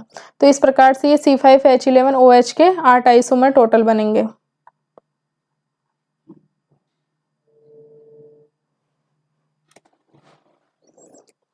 तो ये नेक्स्ट पेज नंबर 4 है। तो इसमें इतना कुछ इंपॉर्टेंट है नहीं, इनके नोमेनक्लेचर नाम वगैरह लिख सकते हैं कंपाउंड्स के। साथ ही में है ना ये एक एग्जाम्पल है, तो इसमें भी है ना IUPAC नेम लिख सकते हैं। इसके क्या क्या इसके IUPAC नेम होंगे। IUPAC नेम लिखने के लिए सबसे पहले तो क्या है कि जो पेरेंट कार्बन चेन होती है उसमें नंबर ऑफ कार्बन एटम उससे जोड़ देते हैं। फिर नेक्स्ट में क्या होगा कि जो भी पोजीशन होगी, अप्रोप्रिएट पोजीशन होगी, उस पर जैसे कि ना सब्स्टिट्यूएंट लगा देंगे, और फिर रिमेनिंग जैसे सपोज करो यहाँ पर एक टू मिथाइल ब्यूटेन का अगर हम स्ट्रक्चर बनाने हैं, जैसे कि 2 मिथाइल ब्यूटेन का हमें स्ट्रक्चर बनाना है, तो है ना ब्यूटेन यहाँ पे है ना पेरेंट चेन हो गई, तो 4 कार्बन जोड़ दिए। सब्स्टिट्यूएंट कौन से कार्बन पे जोड़ना है, दूसरे नंबर के कार्बन पे जोड़ना है, तो इस पे ये सब्स्टिट्यूएंट जोड़ दिया, और फिर रिमेनिंग जो कार्बन की टेट्रावेलेंसी हाइड्रोजन से सेटिस्फाई करके इस प्रकार से हम स्ट्रक्चर लिख सकते हैं। तो इसमें इतना कुछ इंपॉर्टेंट है नहीं, बेसिक नोमेनक्लेचर। अब ये भी कुछ नोमेनक्लेचर के ये एग्जाम्पल दे रखा है। ये एग्जाम्पल है right structural formula of the following compound, है ना। जैसे कि हम एक एग्जाम्पल ले लेते हैं 3,4,4 टेट्रा मिथाइल हेप्टेन। तो है ना 7 कार्बन की एक सीरीज होगी इसमें ना। हेप्टेन है ना पेरेंट चेन, ये वाली पेरेंट चेन हो गई, तो 1 2 3 4 5 और ये 7 है ना, 7 कार्बन लगा दिए। अब इसे नंबरिंग कर देंगे 1 2 3 4 5 6 और 7। अब ये ना तीसरे टेट्रा मिथाइल मतलब 4 मिथाइल जोड़ने हैं ना। कौन कौन सी पोजीशन पे, एक तो तीसरे पे जोड़ दिया, 4 नंबर वाली पे 2 मिथाइल ग्रुप जोड़ने हैं, और एक 5 नंबर वाली पे जोड़ने हैं, ठीक है। और जो रिमेनिंग वैलेंसी होगी वो हम हाइड्रोजन से सेटिस्फाई कर देंगे। तो इस प्रकार से हम है ना नोमेनक्लेचर कर सकते हैं। अब इसमें है ना जो इम्पोर्टेंट है वो है method of a preparation of alkene, ठीक है। तो पहला मेथड आता है, ये काफ़ी इंपॉर्टेंट है। पेट्रोलियम और natural gas are the main source of alkane, है ना। ये है। हाउएवर फिर भी है ना एल्केन्स को है ना प्रिपेयर भी किया जाता है। तो अनसेचुरेटेड हाइड्रोकार्बन्स, अनसेचुरेटेड हाइड्रोकार्बन्स में क्या हो गया, एल्कीन हो गया है ना। तो यहाँ पर अगर हम 2 हाइड्रोजन लगा दे, सपोज करो किसी भी तरीके से, एक हाइड्रोजन यहाँ पे लगा दे और एक हाइड्रोजन यहाँ पे लगा दे, तो ये क्या बन जाएगा, ये एक एल्केन बन जाएगा, ठीक है, H2। तो ये क्या होता है कि जो नॉर्मल कंडीशंस में नहीं होता है ना, इस हाइड्रोजनेशन के लिए हमें क्या होता है कि कुछ कैटलिस्ट डालने पड़ते हैं, जो कि निकल, प्लेडियम और प्लेटिनम, ये कैटलिस्ट यूज होते हैं ना। अब यहाँ पे हम देखते हैं hydrogen gas adds to alkene and alkynes in the presence of a finely divided catalyst like platinum. Finely divide मतलब बिल्कुल बारीक चूरन टाइप में हो गया, पाउडर टाइप में, क्योंकि जिससे क्या होता है कि सरफेस एरिया इंक्रीज हो जाता है, तो रेट ऑफ रिएक्शन अच्छी होती है ना। तो प्लेटिनम, प्लेडियम और nickel to form alkanes, this process is called hydrogenation. Hydrogenation क्यों बोला, क्योंकि हाइड्रोजन का एडिशन हो रहा है इस पे डबल बॉन्ड पे। These metal absorb hydrogen's gas on their surface and activate the HH bonds. Platinum and palladium catalyze a reaction at a room temperature, but relatively high temperature and pressure are required with the nickel catalyst.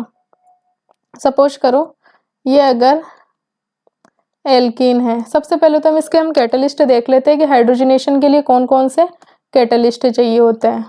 तो इसके लिए चाहिए होता है निकल चाहिए होता है, प्लेडियम चाहिए होता है और प्लेटिनम चाहिए होता है।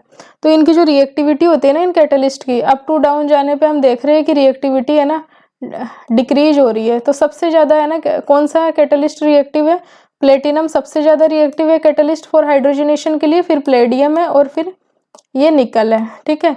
ये प्लेडियम और प्लेटिनम तो है ना रूम टेम्परेचर पे, मतलब नॉर्मल जो है ना टेम्परेचर और प्रेशर पे है ना रिएक्शन को है ना कैटालाइज कर देते हैं, जबकि जो निकल से है ना कैटालिसिस के लिए क्या होना चाहिए, हमें है ना हाई टेम्परेचर और हाई प्रेशर की, high temperature and high pressure की रिक्वायरमेंट होती है।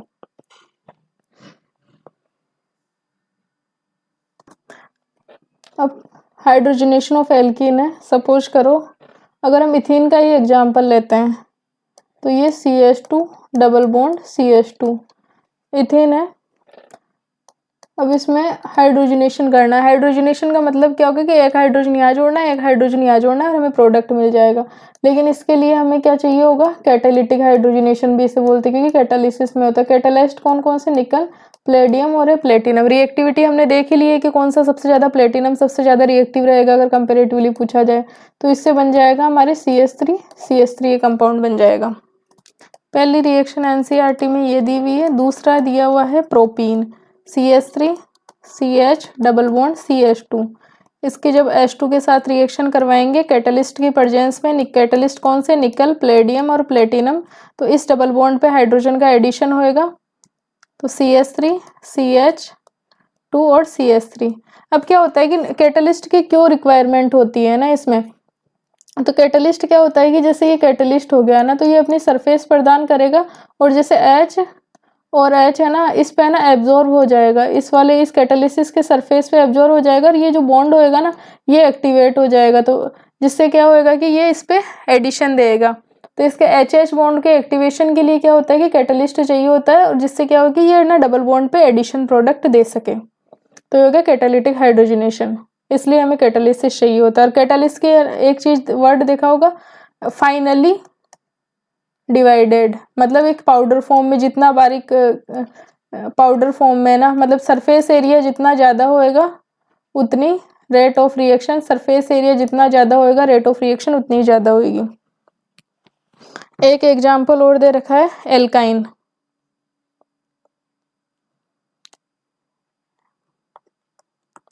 प्रोपाइन का एग्जाम्पल दे रखा है। अब इसका है ना हाइड्रोजनेशन करेंगे, तो हमने देखा कि एक है ना डबल बॉन्ड को तोड़ने के लिए कितने, हमें एक H2 मॉलिक्यूल चाहिए। अब यहाँ पे है ना कितने डबल बॉन्ड है, इथाइन में 2 डबल बॉन्ड है, तो हमें कितने H2 मॉलिक्यूल चाहिए होगा। यहाँ पे 2 डबल बॉन्ड है ना, 2 पाई बॉन्ड है, 2 पाई बॉन्ड है। इधर है ना 1 पाई बॉन्ड था, एल्कीन में तो है ना 1 पाई बॉन्ड होता है, और यहाँ पे 2 पाई बॉन्ड है, तो हमें 2 H2 के मॉलिक्यूल चाहिए होंगे।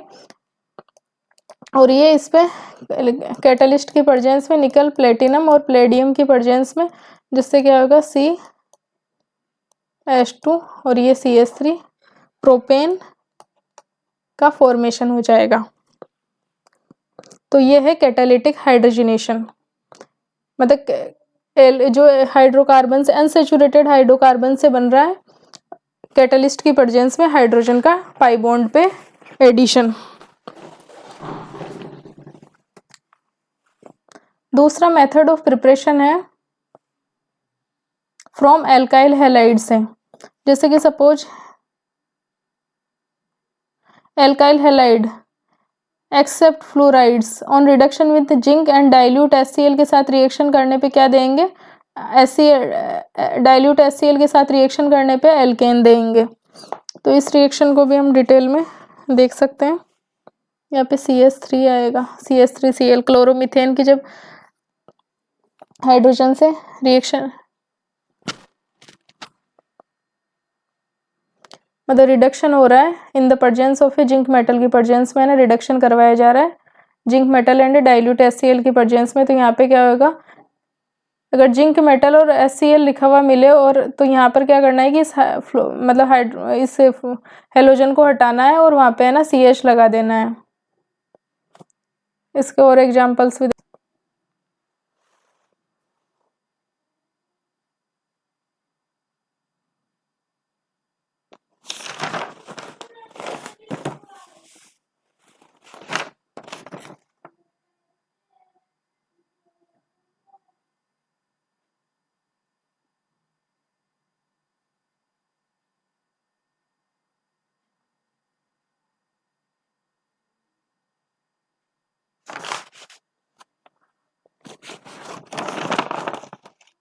and a hydrogen atom from the acid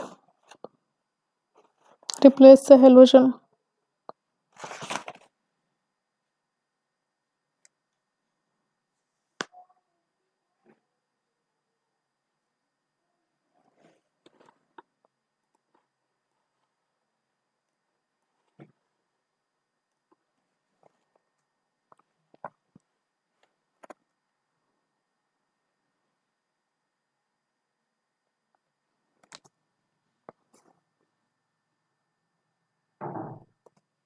second वाले स्टेप में क्या है कि जैसे ये CH3Cl है, एल्काइल हैलाइड है, तो इस बॉन्ड के कोवलेंट बॉन्ड के जो इलेक्ट्रॉन होंगे ना वो क्लोराइड की इलेक्ट्रोनेगेटिविटी ज़्यादा है इसलिए इसकी तरफ रहेंगे तो ये अपने इलेक्ट्रॉन्स को ले लेगा। और यहाँ पे जो जिंक मेटल है ना वो 2 इलेक्ट्रॉन देगी, 2 इलेक्ट्रॉन रिलीज करती है ना, मेटल की टेंडेंसी है इलेक्ट्रॉन देने की है ना, 2 इलेक्ट्रॉन डोनर मेटल है ये, तो 1 इलेक्ट्रॉन तो ये मिथाइल रेडिकल ले लेगा, इस पे पार्शली पॉजिटिव चार्ज रहेगा तो ये 1 इलेक्ट्रॉन लेके ये मिथाइल रेडिकल बन गया। और ये जो दूसरा ये है ना जिंक है ना क्लोराइड के साथ बॉन्ड बना के ZnX बना लेगी। अब इस स्टेप सेकंड स्टेप में बना हुआ मिथाइल रेडिकल और फर्स्ट स्टेप में बना हुआ जो हाइड्रोजन रेडिकल है ना आपस में कंबाइन होके क्या बनाएंगे, एल्केन का फॉर्मेशन कर लेंगे। अब ये वाली रिएक्शन क्या है कि जैसे कि ना इस वाली रिएक्शन से है ना कौन कौन से है ना इसमें ना एक तो RCl लिया जा सकता है, एल्काइल हैलाइड कौन कौन से लिए जा सकते हैं, एक है ना Br भी लिया जा सकता है, एल्काइल ब्रोमाइड लिया जा सकता है और एल्काइल आयोडाइड लिया जा सकता है। इसमें एल्काइल फ्लोराइड नहीं लिया जा सकता। क्यों नहीं लिया जा सकता, क्योंकि इसकी जो बॉन्ड एनर्जी होती है ना CF बॉन्ड की ये काफ़ी स्ट्रॉन्ग बॉन्ड होता है तो इस बॉन्ड को है ना ब्रेक करना ईजी नहीं होता, स्ट्रॉन्ग बॉन्ड होता है CF बॉन्ड, इसलिए ना not easy to break, not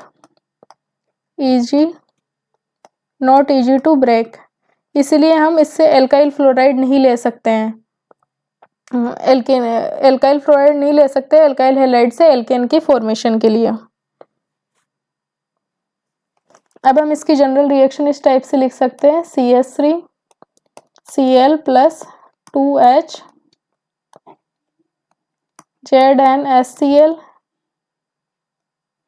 CH4 plus HCl, ये इसकी रिएक्शन हो गई। अब इसमें सिंपली क्या करना है कि इस हेलोजन को हटाना है और यहाँ पे हाइड्रोजन लगाना है। अगर एल्काइल हैलाइड मिल जाए लिखा हुआ रिएक्शन में और एरो के ऊपर जिंक और ये H प्लस डाइल्यूट HCl मिल जाए तो वहाँ पे क्या करना है कि हेलोजन को हटा के और क्या लगाना है, वहाँ पे हाइड्रोजन लगाना है और ये एल्केन का फॉर्मेशन हो जाएगा। ये सिंपली ये रिएक्शन है। नेक्स्ट रिएक्शन है, नेक्स्ट रिएक्शन कौन सी है, वुड्ज रिएक्शन है, एल्काइल हैलाइड से वेरी वेल नोन रिएक्शन है, वुड्ज रिएक्शन है। तो वुड्स रिएक्शन में क्या होता है कि alkyl halide on treatment with sodium metal in dry ethereal solution. Dry ethereal solution हम क्यों लेते हैं? क्योंकि जो सोडियम होता है ना वो जो वाटर की जो भी कंटेंट होता है, H2 कंटेंट होता है, उसके साथ है ना एक्सप्लोजिव रिएक्शन देता है, इसीलिए हम क्या लेते हैं इसमें, ड्राई इथरल कंडीशन लेते हैं।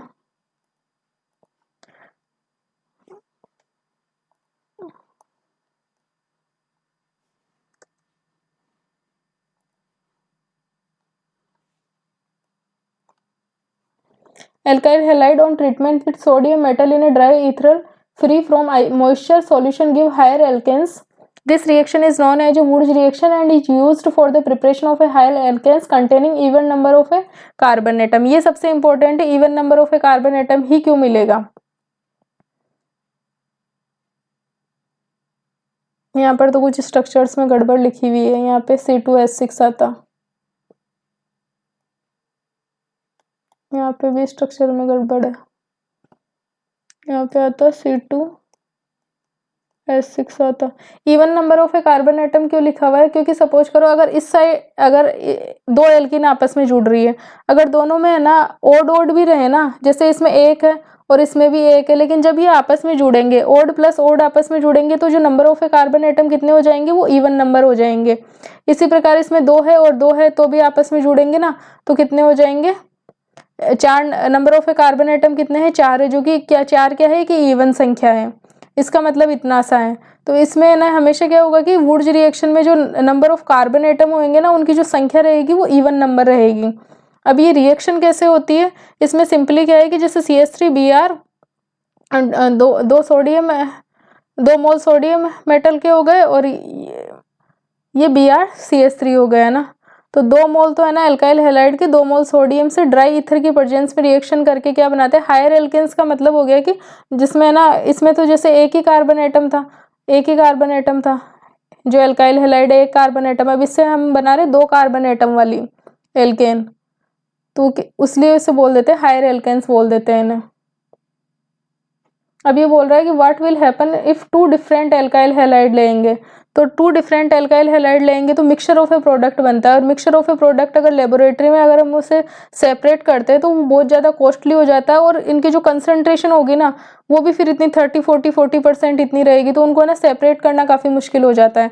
इसीलिए है ना हम इससे हमेशा क्या है कि डिफरेंट एल्काइल हैलाइड नहीं लेते, एक ही एल्काइल हैलाइड से हायर एल्केन बनाते हैं। इसको डिटेल से हम ऐसे समझ सकते हैं।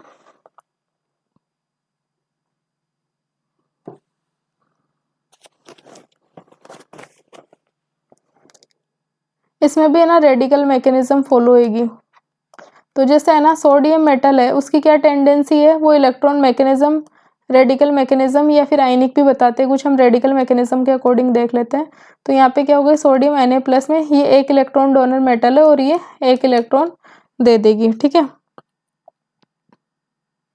अब ये जो 1 इलेक्ट्रॉन होएगा ना, ये जो Rx है, तो इस Rx बॉन्ड की, ये तो क्या है कि हेलोजन है, तो इस बॉन्ड के इलेक्ट्रॉन तो इस साइड रहेंगे, तो इससे क्या बन जाएगा, ये इलेक्ट्रॉन लेके जो मेटल ने दिया है ये तो R रेडिकल बन जाएगा, और ये NaX के साथ, सपोज यहाँ पे Na है तो ये क्या बन जाएगा, NaX बन जाएगा, ठीक है। हेलोजन किसके साथ चला जाएगा? सोडियम के साथ अटैच हो जाएगा। नेक्स्ट स्टेप में क्या, ये जो R रेडिकल है ये नेक्स्ट है ना सोडियम मेटल के साथ रिएक्शन करके 1 इलेक्ट्रॉन और लेके क्या बन जाएगा, R- बन जाएगा, और ये इसे बोल देंगे एल्काइल सोडियम बोल देंगे। अब ये क्या हो गया, ये जो क्या हो गया एक तरीके से, ये क्या हो गया, न्यूक्लियोफाइल हो गया,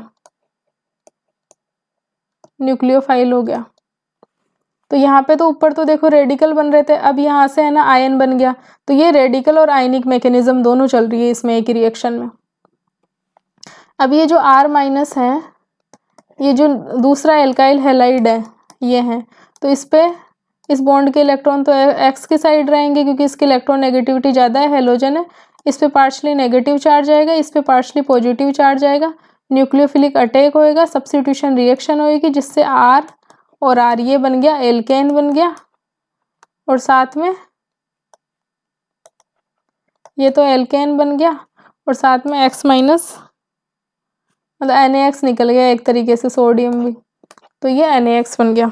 तो इस प्रकार है ना ये मैकेनिज्म है वुड्स रिएक्शन की। तो वुड्स रिएक्शन में तो सिंपली करना यही है, वुड्स रिएक्शन में सिंपली यही करना है कि जैसे ये CH3 और ये Cl है, ये एल्काइल हैलाइड है, इसके 2 मोल रिएक्ट करेंगे, इसे लिखते हैं इस टाइप से ये, और ये Cl है, सॉरी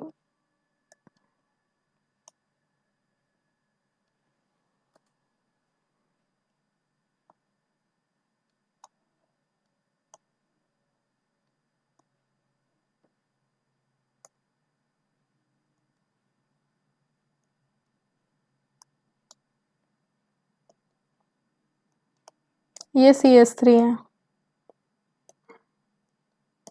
तो जो भी है ना इन हेलोजेंस को तो है ना ये तो निकल जाएंगे, और ये जो दोनों एल्काइल पार्ट है ना, एल्काइल ग्रुप का पार्ट है, इन दोनों को जोड़ दो, यही इसका प्रोडक्ट है, प्लस NaCl।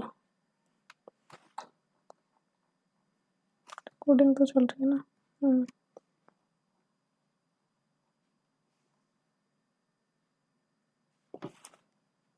यहाँ पे लिख देते हैं 2NaCl। तो सिंपली यही करना है कि जो एल्काइल ग्रुप है ना, अगर आपको रिएक्शन पे दिख जाए, सोडियम दिख जाए और ड्राई ईथर दिख जाए, ठीक है, और इधर जो सबस्ट्रेट क्या है वो अगर एल्काइल हैलाइड दिख जाए, एल्काइल हैलाइड दिख जाए है ना, RX दिख जाए, तो सिंपली क्या करना है, जो एल्काइल वाला पार्ट है उसे आपस में जोड़ देना है। यही वुड्स रिएक्शन का सिंपलेस्ट मैकेनिज्म है अगर रिएक्शन में इस टाइप की दिखे। अब एक लाइन थी कि अगर डिफरेंट डिफरेंट एल्काइल हैलाइड लेते हैं, सपोज ये RX है और एक ये, या फिर हम इसे ले सकते हैं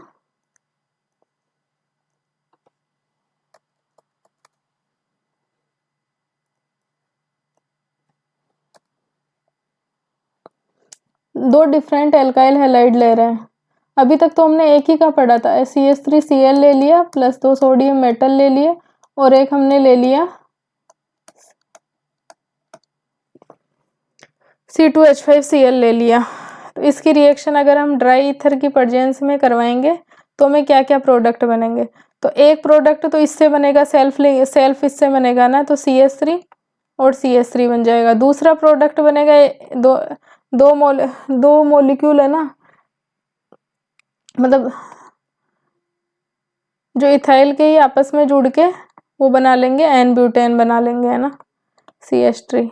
अब एक तीसरा इसमें हो सकता है कि एक पार्ट तो इसका जुड़ जाए और एक पार्ट इसका जुड़ जाए ना, तो हम डिजाइड तो ये वाला ही चाह रहे थे, क्योंकि हमें तो हायर एल्केन बनानी है ना, क्योंकि अगर यही बनानी है तो हम इथाइल क्लोराइड से बना लेंगे, ये अगर हमें बनानी है तो मिथाइल क्लोराइड से बना लेंगे, लेकिन हमें बनानी कौन सी है, C2H5 और ये CH3, मतलब 3 कार्बन वाली बनानी है ना। इसमें number N is equal to क्या है, number of a carbon is equal to odd है, लेकिन साथ में इसमें ये प्रोडक्ट भी बन रहा है, ये प्रोडक्ट भी बन रहा है, 3 प्रोडक्ट बन रहे हैं। तो 3 प्रोडक्ट बनने के कारण क्या होता है कि अब इनकी जो इल्ड बनती है एक्चुअल लेबोरेटरी में वो होती है किसी की 30-40% ऐसे होती है। तो इनको क्या होता है कि जो सेपरेट करना है ना, सेपरेट करना है ना आसान नहीं होता, कांट सेपरेट। इसीलिए क्या होता है कि हमेशा वुड्स रिएक्शन से जो ओड नंबर वाले, number of a carbon atom odd हो, वो रिएक्शन नहीं करवाई जाती है। तो ये वाली जो रिएक्शन है ना, ये हम वुड्स रिएक्शन से नहीं करवाएंगे, क्योंकि ये रिएक्शन इकोनॉमिकली मतलब चीपर नहीं है, काफी कॉस्टली पड़ जाती है सेपरेट करना इनको लेबोरेटरी में। नेक्स्ट मेथड है फ्रॉम कार्बोक्सिलिक एसिड। तो इसमें sodium salt of a carboxylic acid, ये कार्बोक्सिलिक एसिड है और ये इसका सोडियम साल्ट है ना। तो sodium salt of a carboxylic acid on heating with soda lime, soda lime क्या होता है, NaOH प्लस जो CaO होता है ना, उसे बोलते हैं हम soda lime. Gives alkane containing 1 carbon atom less than the carboxylic acid. Carboxylic acid में देखेंगे यहाँ पे कितने हैं, 2 कार्बन है, और इस जो एल्केन हमें मिल रहा है इसमें 1 कार्बन है, तो मतलब कार्बोक्सिलिक एसिड से 1 कार्बन कम वाला हमें एल्केन मिलेगा। अब क्यों मिलेगा 1 कार्बन कम क्यों होगा, क्योंकि ये जो कार्बोक्सिलिक एसिड का C डबल बॉन्ड O है ना, ये क्या होता है कि CO2 के फॉर्म में निकल जाता है, और यहाँ पे ये CO2 के फॉर्म में निकलता है, साथ ही में बेसिक मीडियम प्रेजेंट होने के कारण ये इससे रिएक्शन करके है ना क्या बना लेता है, इसके साथ रिएक्शन करके ये बना लेता है Na2CO3। NaOH के साथ रिएक्शन करके क्या बना लेगा ये Na2CO3 बना लेगा, सोडियम कार्बोनेट है ना, ये बना लेता है। तो CO2 का है ना रिलीज हो रही है, CO2 रिलीज तो हो रही है लेकिन बेसिक मीडियम प्रेजेंट होने के कारण NaOH के साथ रिएक्शन करके ये Na2CO3 बना ले रही। CO2 निकलने के कारण इस रिएक्शन का नाम क्या हो रहा है, एलिमिनेशन ऑफ ए CO2 हो रहा है, इसलिए इसका नाम डिकार्बोक्सिलेशन है।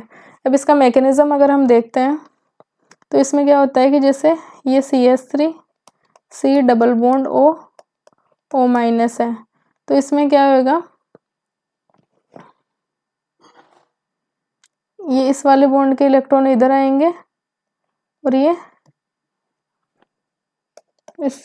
इस वाले बॉन्ड के, ये वाले बॉन्ड के इलेक्ट्रॉन इधर ट्रांसफर होंगे, जिससे क्या बन जाएगा, एक कार्बन आयन बन जाएगा, साथ में CO2 निकल जाएगी और CO2 जो होगी वो NaOH के साथ रिएक्शन करके क्या बना लेगी, Na2CO3 बना लेगी। और अब ये जो कार्बन आयन बना है, ये जो कार्बन आयन होगा वो क्या करेगा कि इसमें ना एक्वस मीडियम तो प्रेजेंट है ही, तो H2O के साथ है ना रिएक्शन करके H+ ले लेगा और ये CH4 है ना एल्केन बना लेगा।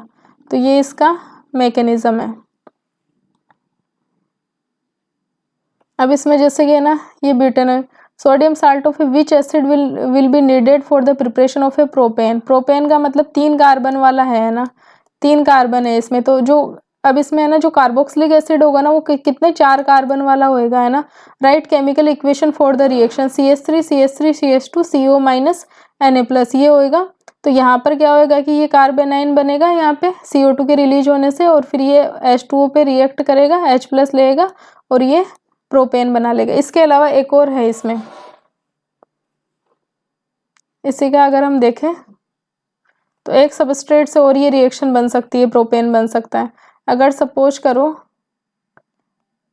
ये वाला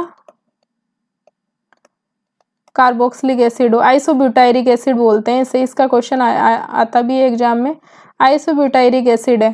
तो आइसोब्यूटायरिक एसिड से अगर हम रिएक्शन करवाते हैं ना NaOH और CaO की प्रेजेंस में, सोडा लाइम की प्रेजेंस में, तो हमें कौन सा कार्बन आयन मिलेगा, ये वाला कार्बन आयन मिलेगा और ये CO2 मॉलिक्यूल निकल जाएगा प्लस CO2, तो ये NaOH के साथ रिएक्शन करके Na2CO3 बना लेगा और फिर ये H2O पे अटैक करके और ये हमें ये बन गया, ये प्रोडक्ट मिल गया। तो ये भी क्या है, एक तरीके से प्रोपेन ही है। तो वो तो NCERT में दिया हुआ है। एक आइसोब्यूटायरिक एसिड इसका ये इंपॉर्टेंट एग्जाम्पल है। नेक्स्ट इंपॉर्टेंट आता है कॉल्बेज इलेक्ट्रोलाइसिस। तो Kolbe's an aqueous solution of a sodium or a potassium salt of a carboxylic acid, aqueous solution है राइट। ऑन इलेक्ट्रोलाइसिस, इलेक्ट्रोलाइसिस किस में होएगा, सेल में होएगा, एक होएगा। Give alkane even number of a carbon atom, यहाँ पे भी है ना number of a carbon atom रहेंगे ना वो इवन संख्या में रहेंगे, ठीक है। अब इसमें ना ये है aqueous solution of a sodium और ये potassium salt of carboxylic acid, ये सोडियम साल्ट लिया है, इसका इलेक्ट्रोलाइसिस करवाएंगे और इससे क्या बनेगा, एक तो एल्केन बनेगा, इस वाले पार्ट से CO2 रिलीज होगी, हाइड्रोजन रिलीज होगी और साथ में NaOH बनेगा। तब इसके है ना reaction is suppose to the following path है ना।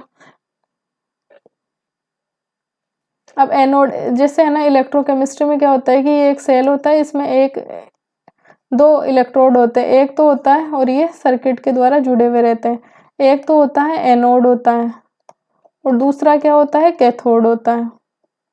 तो एनोड पे तो क्या होता है, ऑक्सीडेशन होता है, that is loss of electron, oxidation का मतलब हो गया लॉस ऑफ इलेक्ट्रॉन।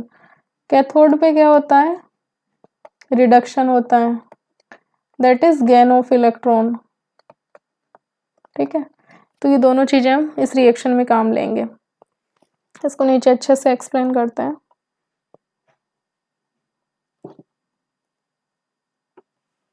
तो जो कॉल्बेज इलेक्ट्रोलाइसिस है काफी इंपॉर्टेंट है, इससे क्वेश्चन आते हैं एग्जाम में।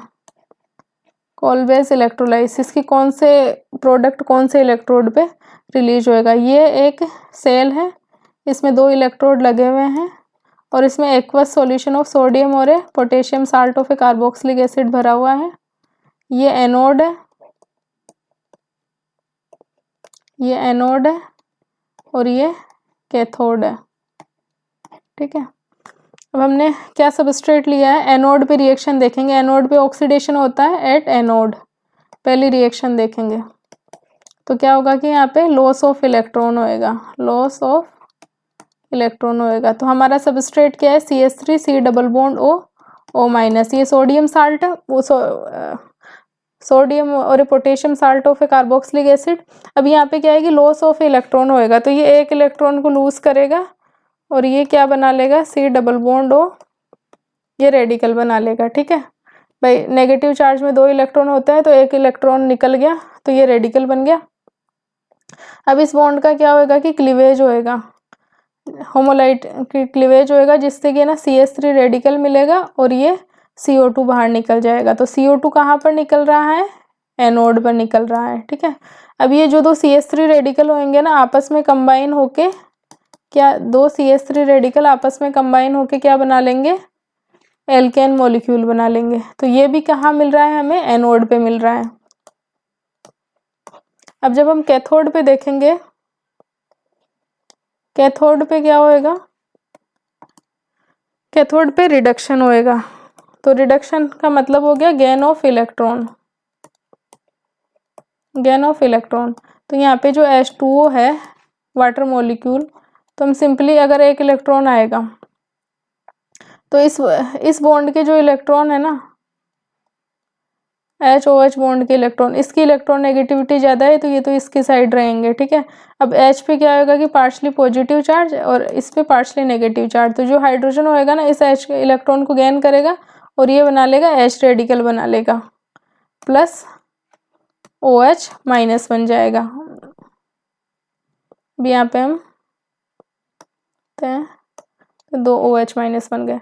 अब कैथोड पे क्या होएगा कि जो है ना 2 H रेडिकल आपस में कंबाइन होके क्या बना लेंगे, H2 गैस इवॉल्व करेंगे।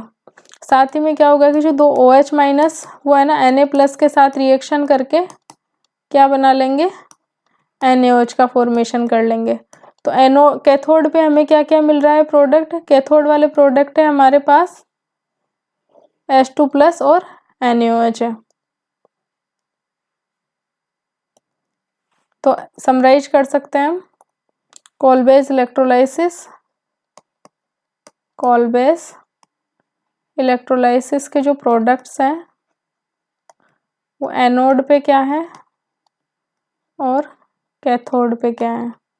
तो एनोड पे तो क्या हो जाएगा, एक तो बन रहा है CO2 और एक हमारा एल्केन, जो कि इस वाली रिएक्शन में क्या था, CH3 था। कैथोड पे क्या मिल रहा है, एक तो हमें हाइड्रोजन गैस निकल रही है और साथ ही में NaOH का फॉर्मेशन हो रहा है। तो ये कंप्लीट था कोलबेज इलेक्ट्रोलाइसिस। अब नेक्स्ट रिएक्शन है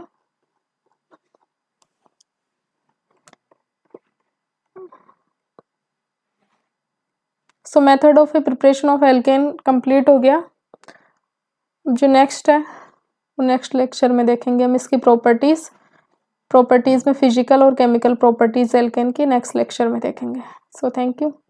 इसको मतलब रिवाइज कर सकते हैं एक बार, क्योंकि इसमें ना एक तो आइसोमर से क्वेश्चन आता है। अब इसमें एल्केन में कहाँ कहाँ से क्वेश्चन आता है, एल्केन में एक तो जो नंबर ऑफ आइसोमर पूछे जाते हैं, एक तो नंबर ऑफ आइसोमर पूछे जाते हैं, एक वुड्स रिएक्शन भी इम्पोर्टेंट है